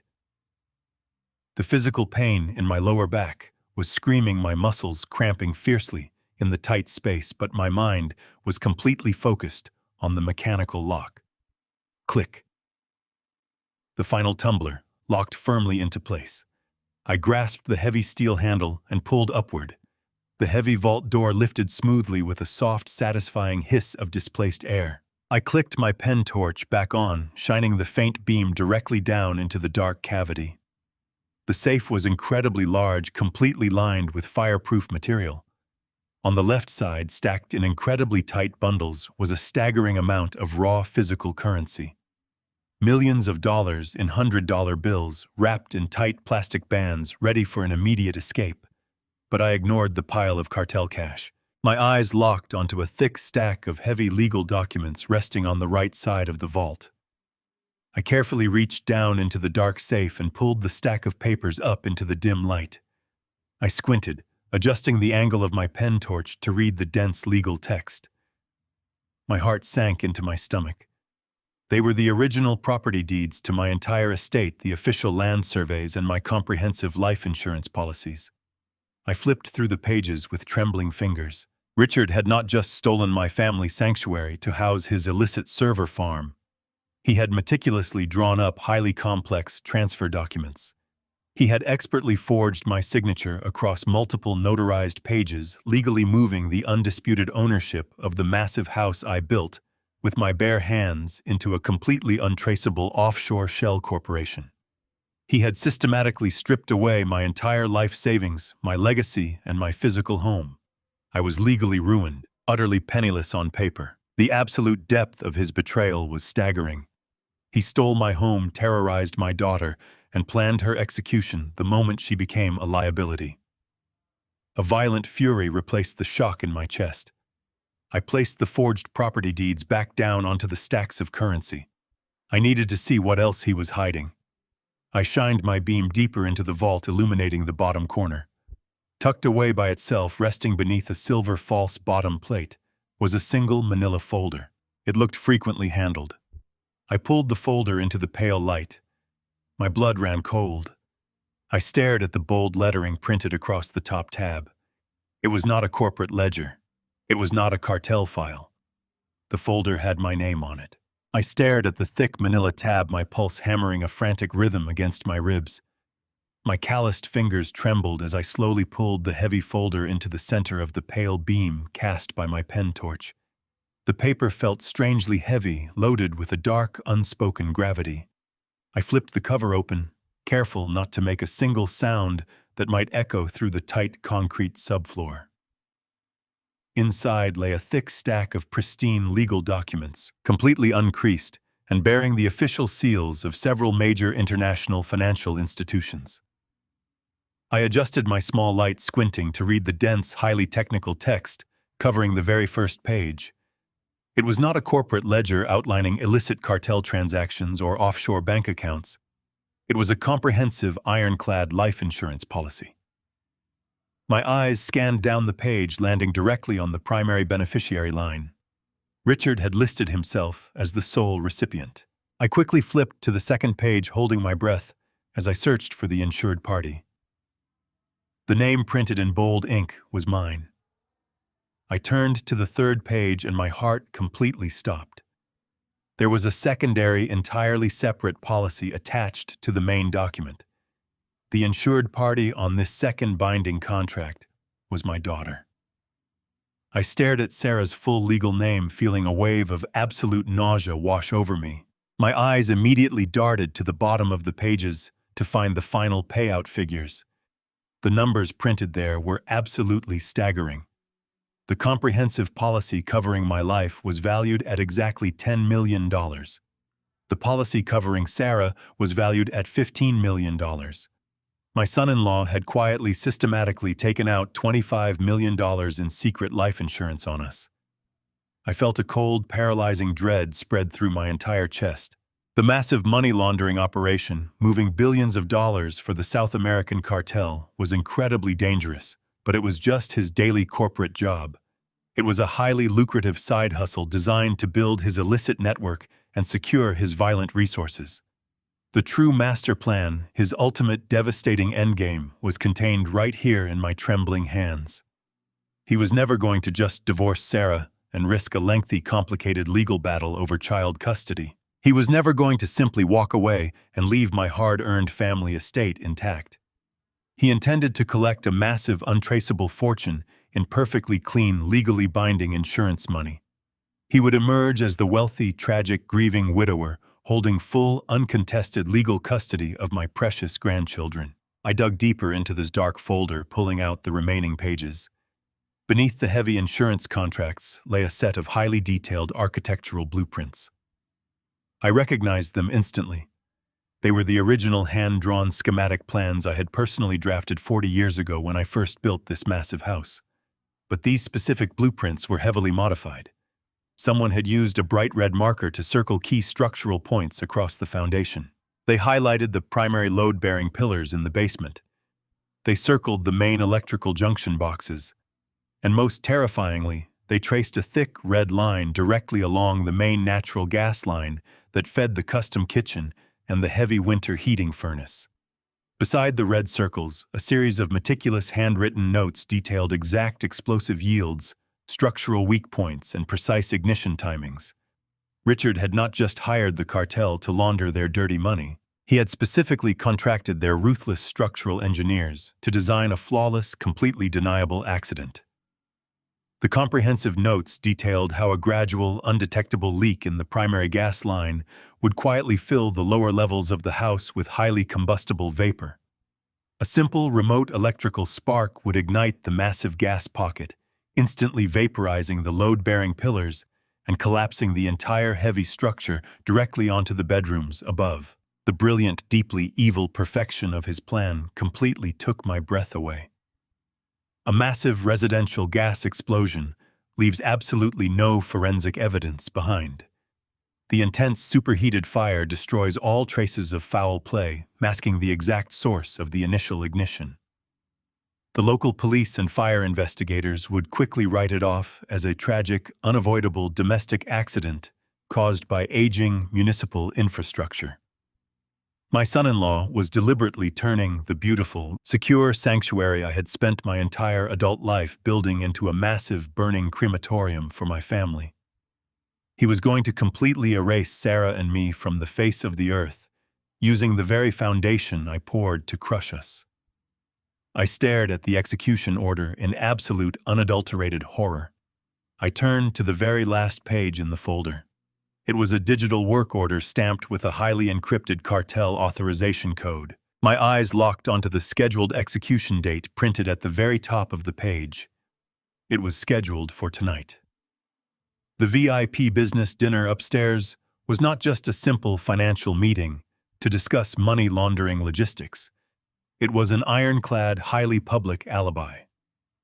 Richard had specifically gathered 3 prominent internationally recognized cartel bosses in the secure, heavily fortified East Wing Annex to prove he was physically isolated from the main house when the tragic accident occurred. He had meticulously orchestrated everything so that he would be safely locked behind the heavy steel doors of the server room, while the rest of the sprawling mansion violently detonated into dust and ash. He would tragically emerge from the reinforced fireproof bunker hours later, playing the role of the devastated survivor for the responding emergency crews and the local news cameras. The sheer magnitude of his cold, calculated psychopathy was almost impossible to fully comprehend. He was casually eating a lavish dinner upstairs, while the invisible countdown to our brutal murder was actively ticking away in the dark. I felt a violent primal surge of protective fury erupt deep within my soul.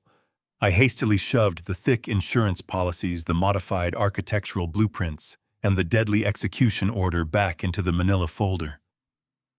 I stuffed the heavy folder securely into the front of my shirt, determined to carry this undeniable proof directly to Matthew and the federal authorities. I reached up and carefully grabbed the edge of the perforated subfloor grate, preparing to push it aside and finally climb out of the suffocating crawl space. I needed to run upstairs, grab Sarah and the sleeping children, and get them completely off the property before the deadly ignition sequence could begin. But as my calloused fingers gripped the cold metal slats, my aging body suddenly froze completely still in the deep shadows. I immediately stopped my shallow breathing. The stagnant air inside the tight, dusty concrete tunnel abruptly shifted around me. A heavy, highly distinct, and utterly terrifying odor began to drift slowly and silently through the dark ventilation shaft. It was the sharp, sickening, unmistakable smell of raw natural gas. The heavy, highly flammable vapor was already pooling thickly in the dark, empty spaces beneath the wooden floorboards. I realized with absolute horrifying certainty that Richard had already deliberately triggered the fatal ignition sequence. The deadly timer had already officially begun ticking.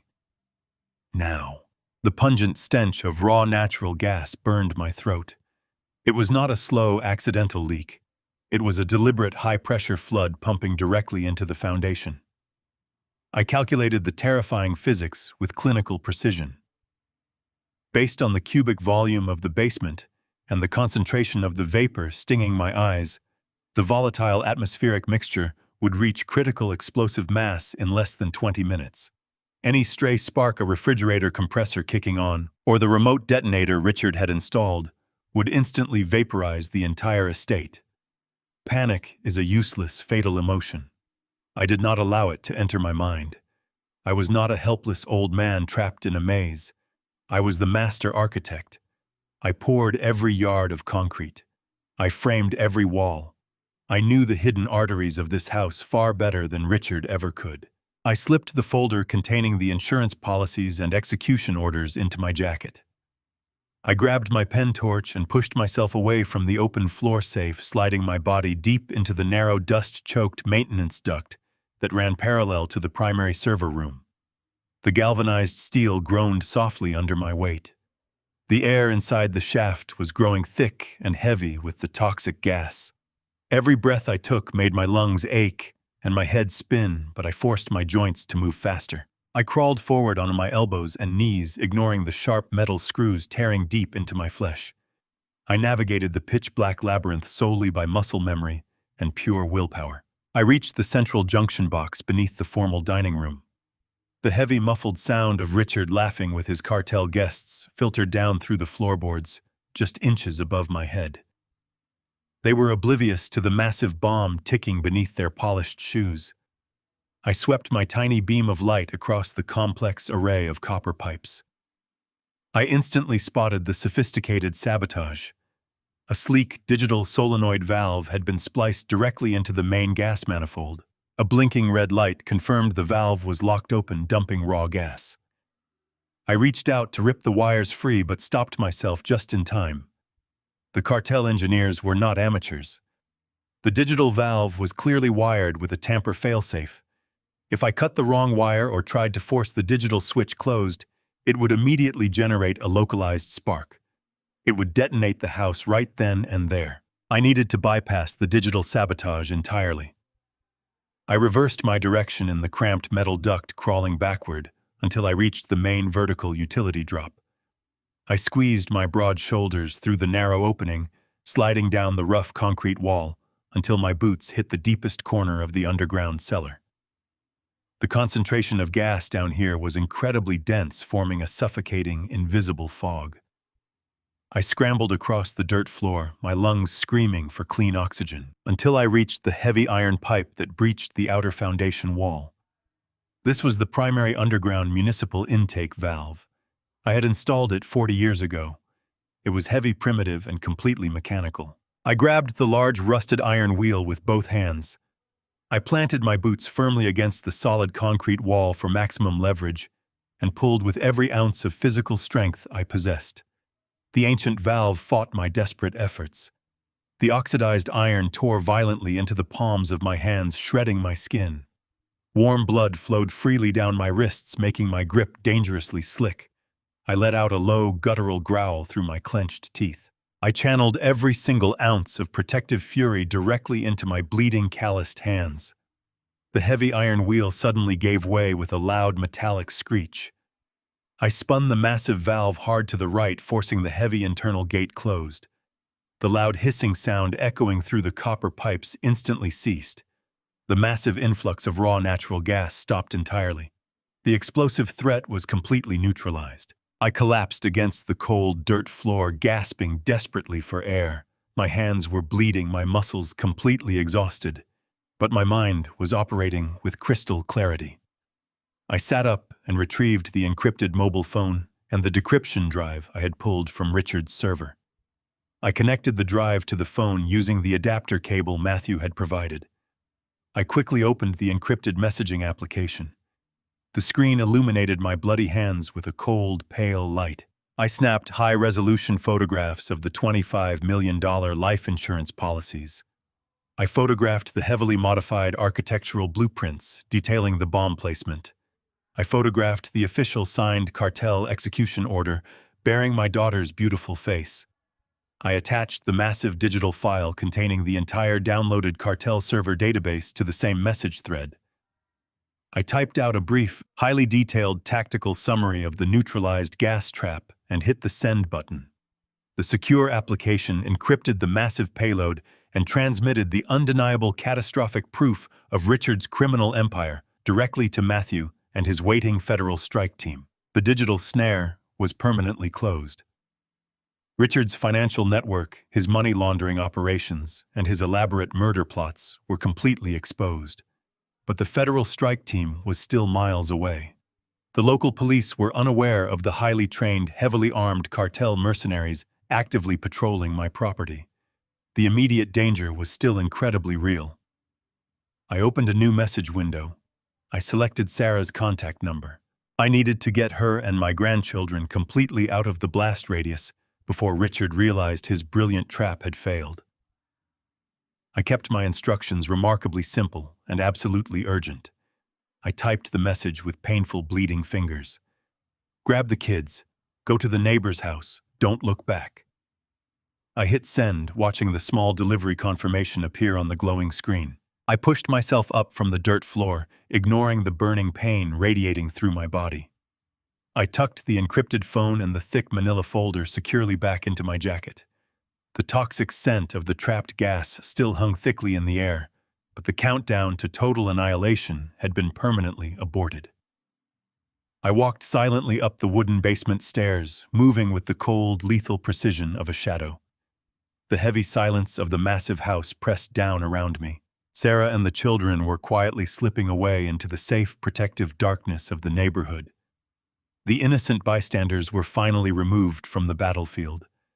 The massive steel doors of the East Wing Annex were permanently locked, the digital override completely severed. The trap I had built was fully operational. I stepped out of the dark hallway and walked slowly toward the formal dining room, my bloody hands clenched into tight, heavy fists at my sides. The time for hiding in the dark crawl spaces was over. Now it was just Thomas Richard and the cartel bosses. The heavy double doors of the formal dining room yielded effortlessly under the weight of my bleeding hands. I stepped over the threshold, letting the polished mahogany panels swing shut behind me with a soft, definitive click that echoed through the cavernous space. The atmosphere inside the room was thick with the suffocating, cloying smoke of imported Cuban cigars and the sharp, expensive aroma of aged cognac. At the far end of the massive custom-built dining table, Richard sat perfectly relaxed, leaning back in his velvet-upholstered chair. He was flanked by the three high-ranking cartel bosses I had seen earlier on the basement monitor. They were laughing loudly, their harsh, booming voices bouncing off the crystal chandelier hanging above them. They were toasting to their upcoming financial payout, celebrating the massive, untraceable fortune they believed they were about to secure through my son-in-law's brilliant, murderous logistics. The celebration was in full swing, built entirely on the premise that I was currently sleeping directly above a massive, ticking natural gas bomb. When my heavy boots crossed the Persian rug, the loud laughter abruptly ceased. The three cartel lieutenants turned their hardened, dangerous faces toward me, their dark eyes narrowing with instant lethal suspicion. Richard froze completely still, his crystal glass suspended halfway to his lips. The color instantly drained from his perfectly tanned face, leaving him looking like a terrified waxen ghost. He stared at me in absolute, unadulterated shock. He clearly expected me to be deeply unconscious in my bedroom, entirely oblivious to the lethal gas silently filling the foundation of the estate. He had meticulously calculated the precise timing of the explosion, and my physical presence in his formal dining room completely shattered his flawless, psychopathic narrative. He quickly recovered, blinking rapidly, as he forced his facial muscles to arrange themselves into that familiar, sickeningly warm smile. He stood up from his velvet chair, straightening his expensive, custom-tailored suit jacket, playing the role of the concerned, accommodating son-in-law for his ruthless audience. He was defaulting to his greatest weapon, the plausible, comfortable lie. "Dad, what are you doing downstairs?" Richard asked, his voice dripping with perfectly feigned, gentle concern. "You should be in bed resting. We are right in the middle of talking very complex international business. You really should not be wandering around down here right now." I completely ignored his condescending tone. I did not offer a weak, confused apology or pretend to be disoriented. I walked with slow, measured, heavy steps directly toward the head of the massive dining table.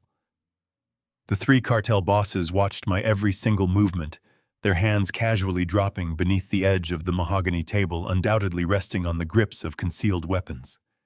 I kept my posture completely straight, projecting an aura of absolute immovable stone. The blood from my torn palms had dried into dark, crusty stains across my knuckles, but I kept my hands casually at my sides, refusing to show any physical weakness. I reached the ornate crystal decanter resting in the center of the table. I picked it up with my right hand, feeling the heavy faceted glass pressing against my raw, throbbing skin. I pulled an empty tumbler toward me and slowly, deliberately poured myself a very generous measure of neat amber whiskey. The liquid splashed loudly against the glass, the only sound breaking the sudden, suffocating tension in the room. I set the heavy decanter down and lifted the glass to my lips, taking a slow, burning sip. The fiery alcohol coated my dry throat, sharpening my focus to a razor-thin edge. I pulled the heavy, high-backed chair at the head of the table away from the table and sat down. This was my house. I built this room. I poured the concrete beneath our feet. I framed the very walls containing us. I was not going to stand like an uninvited guest in my own sanctuary. Richard remained standing, his eyes darting frantically between me and his dangerous guests. He was desperately trying to read the situation, trying to understand how his perfectly engineered, undetectable murder plot had failed to detonate. "Gentlemen," Richard said, his voice tightening with a subtle rising panic, "I apologize for the sudden interruption. My father-in-law has been experiencing some severe cognitive decline recently. He gets terribly confused and wanders the property. I will have him escorted back to his room immediately so we can finalize our logistics." He took a step towards me, reaching his hand out as if to gently guide a stray toddler back to a designated play area. I set my crystal tumbler down on the polished wood with a sharp, echoing crack. I fixed my gaze directly on the oldest, most authoritative cartel boss sitting to Richard's left. I did not look at my son-in-law. I treated him as if he were entirely insignificant. "I am not confused," I said, my voice completely devoid of any emotion, resonating with a deep, resonant authority that commanded instant attention. "And I am absolutely not going back to my room." The older cartel boss raised a single graying eyebrow, leaning slightly forward in his chair. He gestured for Richard to stop moving, raising a thick, scarred hand. Richard froze instantly, his jaw clenching in absolute impotent fury. The cartel lieutenant looked at my bloody, battered hands, and then met my eyes, recognizing a fellow predator in the room. He did not see a frail, confused old man. He saw a man who had just walked through a war zone. "Who are you, old man?" the boss asked, his heavy accent thick with genuine curiosity and a subtle underlying threat. "I am the man who built every single square inch of this foundation," I replied, keeping my voice incredibly steady and perfectly level. "I am the man who knows exactly how the primary electrical grid operates. I am the man who knows where the underground natural gas lines are buried. And I am the man who knows exactly what happens inside the secure server room hidden in the East Wing Annex." The atmosphere inside the dining room changed instantly. The casual, celebratory mood evaporated, replaced by a cold, razor-sharp, incredibly lethal tension. The three cartel bosses stiffened their expressions, hardening into masks of pure, unadulterated violence. They recognized that a massive, catastrophic security breach had just occurred directly under their noses. Richard's face drained of all remaining color, turning a sickly ashen gray. He realized in that precise moment that his entire elaborate psychopathic facade had been completely ripped away. "Dad, stop talking right now, Richard," hissed his voice, dropping into a desperate feral snarl. "You have absolutely no idea what you are dealing with here." I slowly lifted my heavy crystal tumbler and took one final slow sip of the burning amber whiskey. I set the glass down very softly and folded my bloody hands carefully on the solid mahogany table, staring right into their dark, dangerous eyes. "I truly hope you all enjoyed the steak tonight, gentlemen, because Richard here just happily handed all your offshore bank accounts directly to the FBI." The heavy, oppressive silence that followed my declaration lasted for exactly 3 agonizing seconds. It was the precise time required for the human brain to process a catastrophic threat. Then the opulent dining room absolutely erupted into lethal, calculated chaos. The 3 cartel bosses did not ask for clarification. They did not raise their voices in confusion. They operated in a brutal world where hesitation meant death, and their survival instincts were instantly triggered. The oldest boss, the man sitting immediately to Richard's left, moved with a terrifying fluid speed that completely defied his age. In a single, seamless motion, he kicked his heavy mahogany chair backward, sending it crashing onto the Persian rug, and drew a matte black pistol from beneath his tailored suit jacket. The other 2 lieutenants mirrored his exact movements, their weapons clearing their holsters with sharp metallic clicks that echoed in the cavernous space. Within the blink of an eye, 3 heavy-caliber muzzles were pointed directly at Richard's chest. I remained completely seated at the head of the long table, resting my bleeding hands on the polished wood, watching the violent tableau unfold before me. I did not flinch. I did not look away. The fiery whiskey warmed my stomach, anchoring me to the present moment. The power dynamic in the room had shifted entirely. The hunters had suddenly realized they were standing directly in the center of a meticulously baited trap. Richard threw his hands high into the air, his palms facing outward in a frantic gesture of surrender. His perfectly styled hair fell into his eyes, and his expensive silk shirt was visibly plastered to his chest with sudden cold sweat. He looked absolutely pathetic. Wait, please listen to me," Richard stammered, his voice cracking, pitching an octave higher than normal. "He is lying to you. I swear to God he is completely out of his mind. My father-in-law has severe dementia. He does not even know what a server is. This is a paranoid delusion. He is a sick, confused old man making up insane stories." The older cartel boss did not lower his weapon a single fraction. His dark eyes remained fixed on Richard, his jaw set in stone. He spoke in a low, dangerous rumble that cut straight through Richard's frantic begging. "Check the system," he commanded, his heavy accent turning the words into an order. "Check the secure network right now. Prove to me that our money is safe." Richard nodded frantically, his hands shaking so violently he could barely reach into his pocket. He pulled out his sleek, expensive smartphone, his thumb swiping desperately across the glowing screen. He opened the encrypted administrative application that controlled the server farm hidden in the East Wing annex. I watched him tap the screen, his eyes wide and unblinking. I knew exactly what he was seeing. He was expecting to see the green, comforting glow of a secure, uninterrupted data stream. He was expecting to see the massive digital ledger confirming the safe transfer of their illicit millions. Instead, he was staring into a complete, terrifying digital abyss. Richard frantically tapped the glass screen again and again, his fingernails clicking sharply against the display. His breathing became incredibly ragged, echoing loudly in the quiet dining room. He swiped the application closed and reopened it, his fingers moving in a blur of pure panic. The connection was completely dead. The digital override had failed entirely. The master server was not responding. The incredibly sophisticated kill switch he had relied upon to protect his empire had been entirely neutralized by my physical bypass. The FBI decryption drive had successfully extracted every single byte of data, and the network was completely, irreversibly dark. "It is offline," Richard whispered, his voice entirely devoid of hope.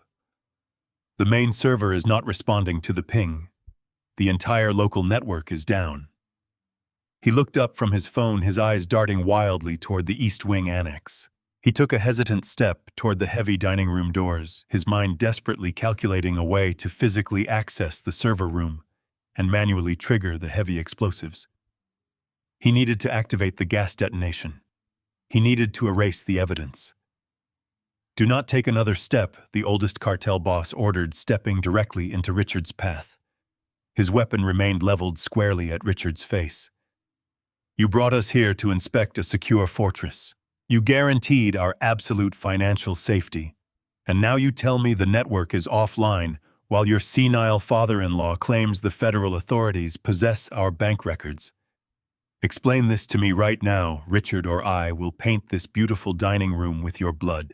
Richard was entirely cornered. His brilliant psychopathic master plan had crumbled into dust in a matter of minutes. The massive gas explosion that was supposed to mask his theft and secure his $25 million insurance payout was completely aborted. The cartel bosses he had intended to impress were now acting as his executioners. The federal authorities were undoubtedly mobilizing an armed strike team toward this exact location. He had absolutely nowhere to run. He had no plausible lies left to spin. The overwhelming pressure finally shattered his carefully constructed, sophisticated corporate facade entirely. The charming, accommodating son-in-law vanished completely, replaced by the violent, cornered animal I always knew lurked beneath his expensive suits. Richard let out a primal, guttural scream of absolute fury. He dropped his expensive smartphone onto the Persian rug and violently yanked a compact, silver pistol from a concealed holster at his waist. He did not aim his weapon at the three cartel bosses surrounding him. He spun around, leveling the silver barrel directly at my chest. His handsome face was contorted into an ugly, unrecognizable mask of pure, unfiltered hatred. The veins in his neck bulged against his skin, and white spittle gathered at the corners of his mouth. "You ruined everything," he roared, his voice echoing violently against the crystal chandelier. "I had it all perfectly planned out. I was going to be free of Sarah, free of this miserable family, and completely wealthy. I was going to burn this entire pathetic estate to the ground with both of you trapped inside it. You senile old fool, I will kill you right now." I looked down the dark barrel of his silver pistol. I felt absolutely no fear. The cold, bottomless ocean of ice in my chest remained perfectly undisturbed. I did not raise my hands. I did not flinch away from the lethal threat. I sat calmly in my heavy wooden chair, lifting my crystal tumbler from the mahogany table. I took a slow, deliberate sip of the burning whiskey, letting the quiet, agonizing seconds tick by. I slowly reached my bleeding right hand deep into my jacket pocket. My calloused fingers wrapped securely around the small, bulky analog remote control I had salvaged from the basement workbench. I pulled the device out and placed it gently onto the table. I looked directly into Richard's wide, terrified eyes. "You do not own this house, Richard. You are just a guest, and visiting hours are over." I pressed my thumb firmly down on the single red button of the analog remote. The immediate response was not a gentle electronic chime or a soft digital confirmation. It was a massive bone-rattling mechanical roar that violently shook the very foundation of the estate. Deep within the hidden cavities of the walls, the heavy-duty hydraulic pumps I had meticulously installed over 4 decades ago instantly roared to life. The massive engines surged with raw, unstoppable industrial power, completely bypassing the disabled smart home network. A deafening metallic screech tore through the opulent dining room as the hidden locking pins simultaneously disengaged. Before Richard or any of the highly trained cartel mercenaries could even register the catastrophic shift in their environment, the ceiling directly above the floor-to-ceiling windows violently split open. Massive solid steel blast doors dropped down from the hidden structural pockets with terrifying lethal speed. They slammed into the reinforced concrete floor tracks with a thunderous, earth-shattering impact that sent severe shockwaves vibrating through the soles of my boots. In less than 2 seconds, every single window, every sliding glass patio exit, and every primary egress point in the formal dining room was completely sealed by 6 inches of impenetrable military-grade steel.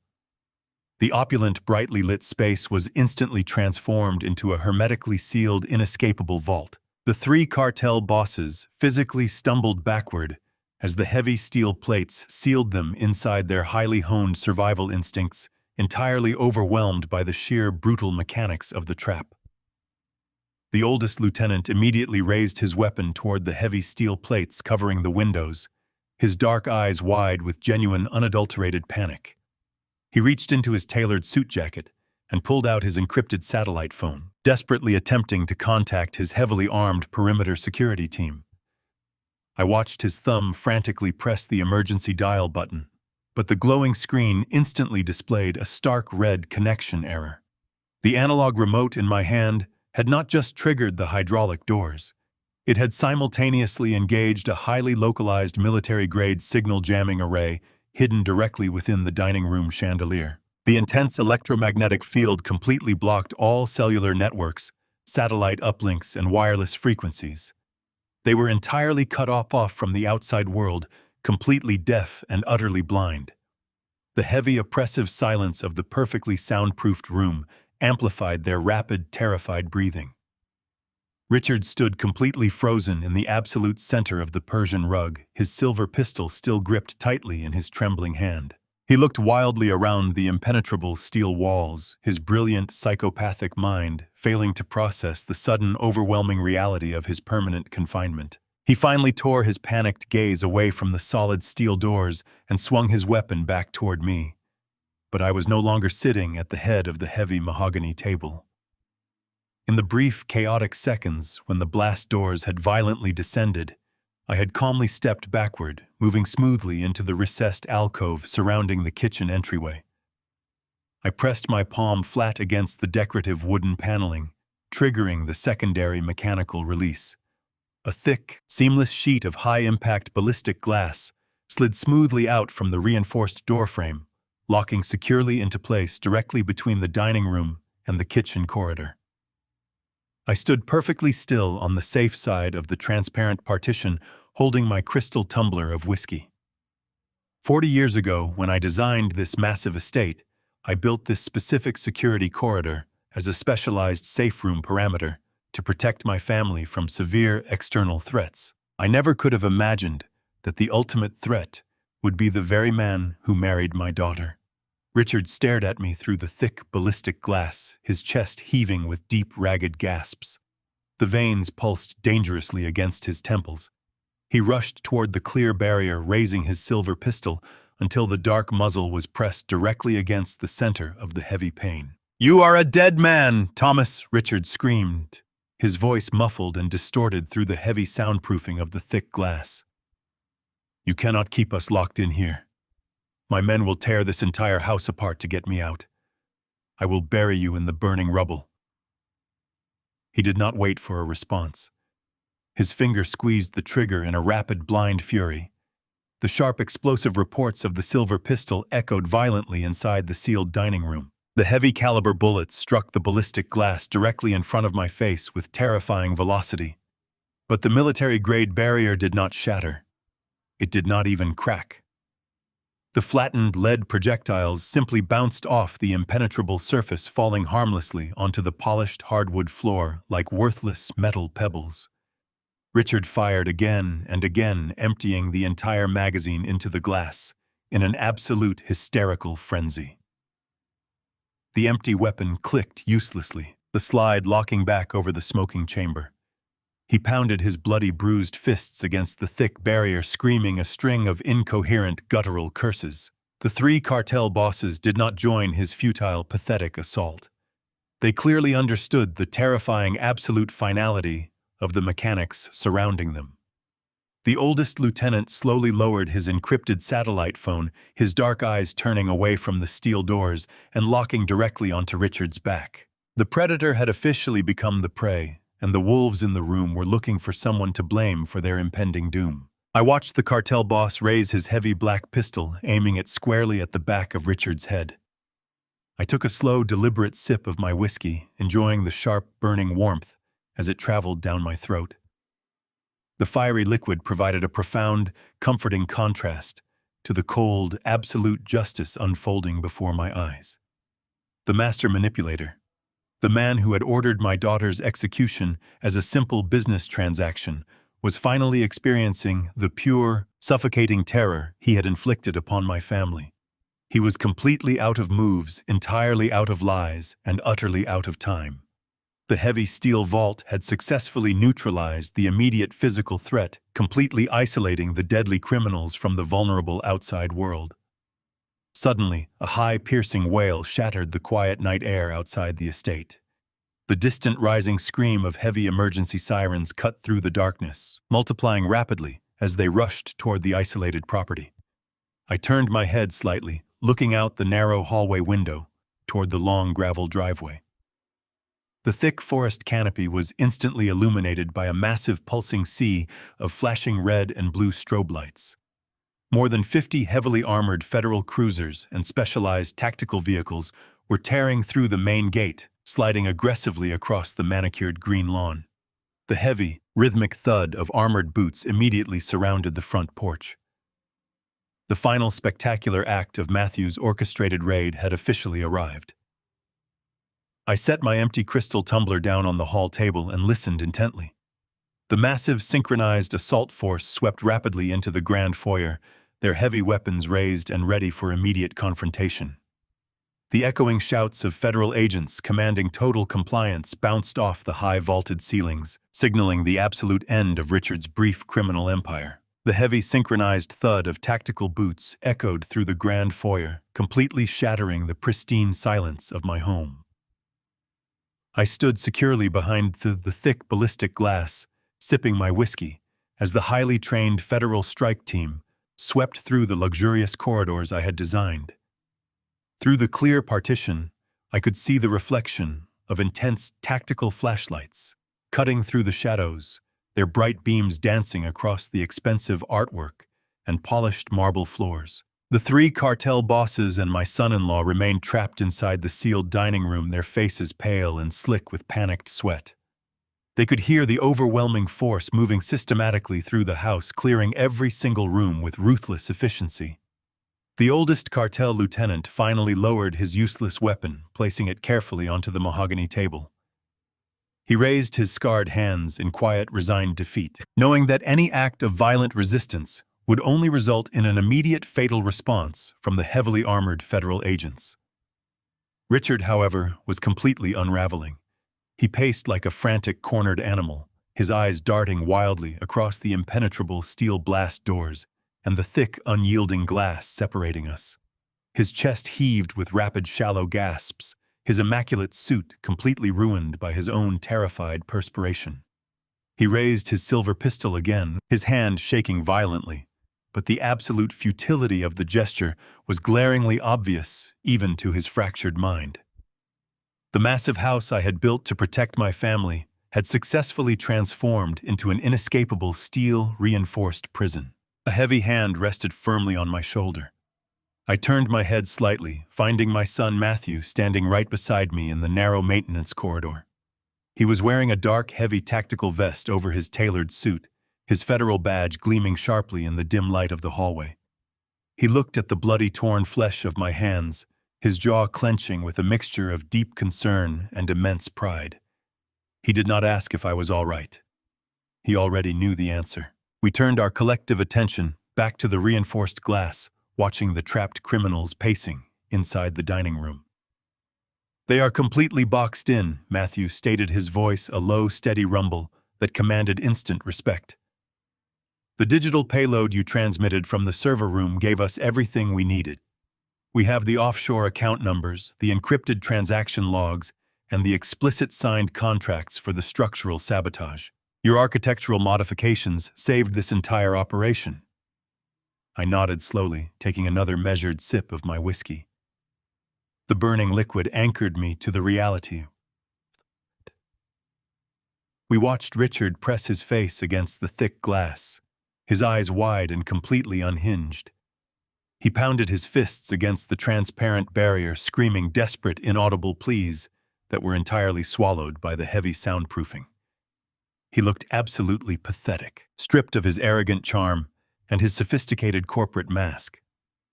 He was finally exposed as the cowardly, murderous parasite he truly was. Matthew raised his portable tactical radio to his mouth, issuing a sharp, precise command to the strike team assembled in the main hallway.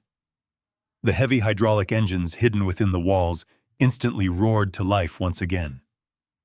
The deafening mechanical grinding sound echoed through the entire estate as the massive steel blast doors covering the dining room exits began to slowly, agonizingly rise. The bright, blinding lights of the Federal tactical rifles immediately flooded the opulent dining room, casting long, sharp shadows across the Persian rug. The strike team poured into the room with overwhelming speed and aggressive precision, their heavy boots tramping over the broken glass and scattered cigar ashes. "Federal agents, drop your weapons and get on the ground." "Right now," the lead tactical officer roared, his voice magnified by a heavy bullhorn. The three hardened cartel bosses immediately dropped to their knees, lacing their fingers behind their heads in a practiced gesture of complete submission. They were seasoned criminals who understood the absolute finality of a federal raid. They were brutally forced onto the hardwood floor, their wrists bound tightly with heavy plastic restraints. But Richard completely froze, his silver pistol still dangling loosely from his trembling fingers. He stared at the heavily armed SWAT team as if they were a terrifying hallucination. "Drop the weapon," the officer commanded again, multiple laser sights painting small, glowing red dots directly across Richard's chest. The stark, undeniable reality of his situation finally crashed down upon him. The silver pistol slipped from his slick fingers, hitting the polished floor with a dull, heavy thud.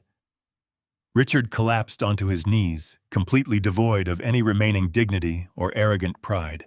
He buried his face in his hands, his shoulders shaking with violent, hysterical sobs.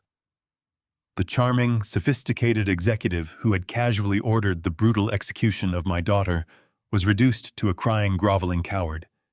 Two heavily armored tactical officers grabbed him roughly by the shoulders, hauling him to his feet and shoving his arms behind his back. The sharp metallic click of the heavy steel handcuffs locking around his wrists sounded like the final, definitive period at the end of a long, dark sentence. As the officers began to drag him forcefully toward the main exit, Richard violently twisted his neck, searching frantically for my face behind the bulletproof partition. His eyes were red and swollen tears streaming freely down his pale cheeks. He locked eyes with me, his expression twisting into a pathetic mask of pure, desperate pleading. "Dad, please," Richard screamed, his voice cracking and breaking under the immense weight of his own profound terror. "Please, you have to help me. You have to tell them this is a massive mistake. We are family. Please, Tom. Do not let them take me away like this. We are family." His pathetic cries echoed down the grand hallway, growing fainter as the tactical officers dragged his struggling, limp body out the front door and into the flashing sea of red and blue lights. I stood completely motionless behind the thick glass, feeling the heavy, cold knot in my chest finally begin to loosen. I looked down at the heavy crystal tumbler in my right hand. The amber liquid caught the reflection of the flashing police lights outside, swirling with a quiet, chaotic energy. I set the glass down gently on the polished mahogany table, the soft clink resonating in the sudden, peaceful quiet of the empty room. Matthew stood silently beside me, his presence a comforting reminder of the strong, resilient family I had managed to protect. I looked toward the open doorway where Richard had just been violently dragged away, feeling absolutely no remorse for the brutal justice I had orchestrated. I adjusted the cuffs of my jacket, ignoring the sharp sting of my bleeding hands. "Family builds together, Richard," I said quietly, to the empty space, my voice perfectly steady and cold. "Parasites just feed. Enjoy your cage." I turned away from the shattered dining room and looked directly at my son. The nightmare was finally over. The foundation of this house was still standing stronger and secure than ever before. Tomorrow, we would rebuild our family legacy completely free of rot. 6 months later, the heavy scent of blooming jasmine had completely replaced the suffocating stench of raw natural gas and burning cigars. The bright morning sun was shining magnificently across the sprawling green lawn, casting warm golden rays over the estate I had sworn with my life to protect. The heavily fortified East Wing Annex, the dark physical manifestation of Richard's twisted ambition and hidden crimes, was entirely gone. I had personally supervised the heavy demolition crews as they tore down the thick steel-reinforced walls, ripped up the encrypted fiber optic cables, and crushed the secret underground bunker into fine gravel. In its place now stood a massive sunlit playroom featuring wide sliding glass doors that opened directly onto the vibrant garden. I sat quietly and watched my 2 young grandchildren chasing each other through the bright, airy space.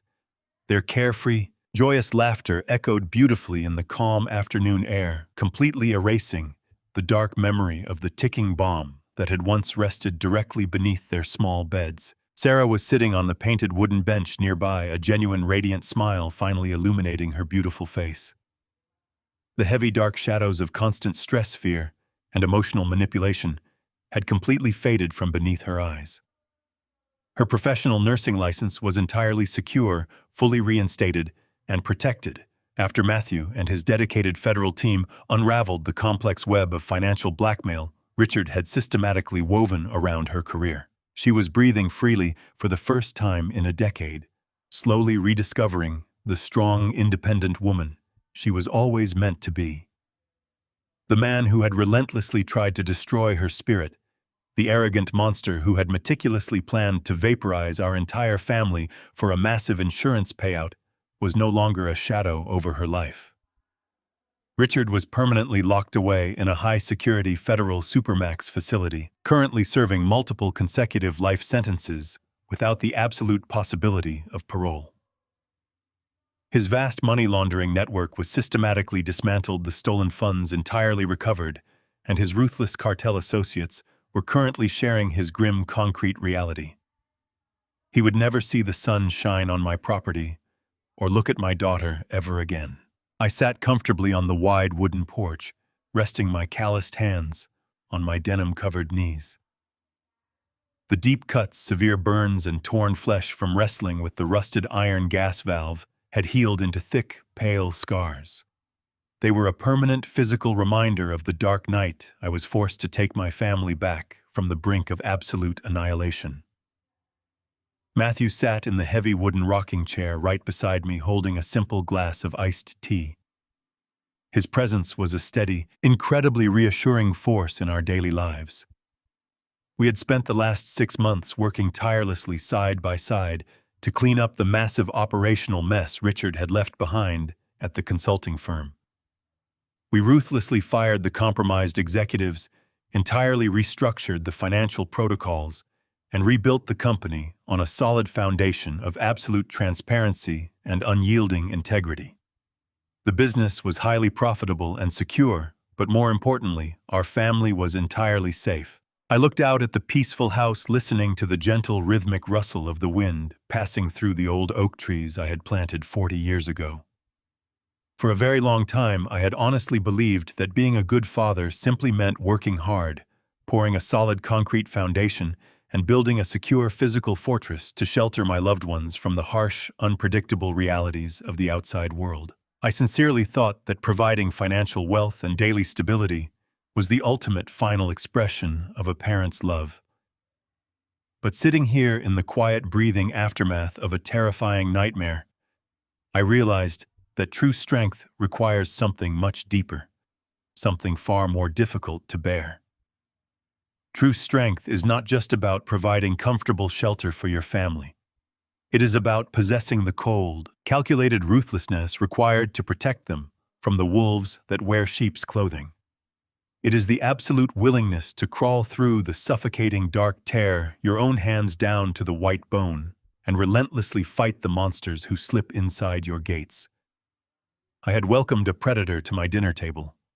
I had allowed him to walk my secure halls and marry my precious daughter, because I desperately wanted to believe his polite, sophisticated lies. I would never make that grave mistake again. The house was finally peaceful once again, filled only with the simple, beautiful, enduring sounds of a family that had survived the storm. Sometimes the greatest threats to a family do not come from strangers in dark alleys, but from those who sit at our dinner tables wearing smiles. Trust is a beautiful gift, but it should never be blind. When someone's actions repeatedly contradict their words, believe their actions. As parents, we spend our lives building safe havens for our children, but a house is only as secure as the people we allow inside. True love is not just about endless forgiveness. It is about having the absolute courage to draw a hard line and protect your loved ones from those who seek to exploit them. Share your story in the comments below. If you ever had to make a tough decision to cut a toxic person out of your life to protect your family, do not forget to hit the like button and subscribe for more thrilling real-life stories. See you in the next one.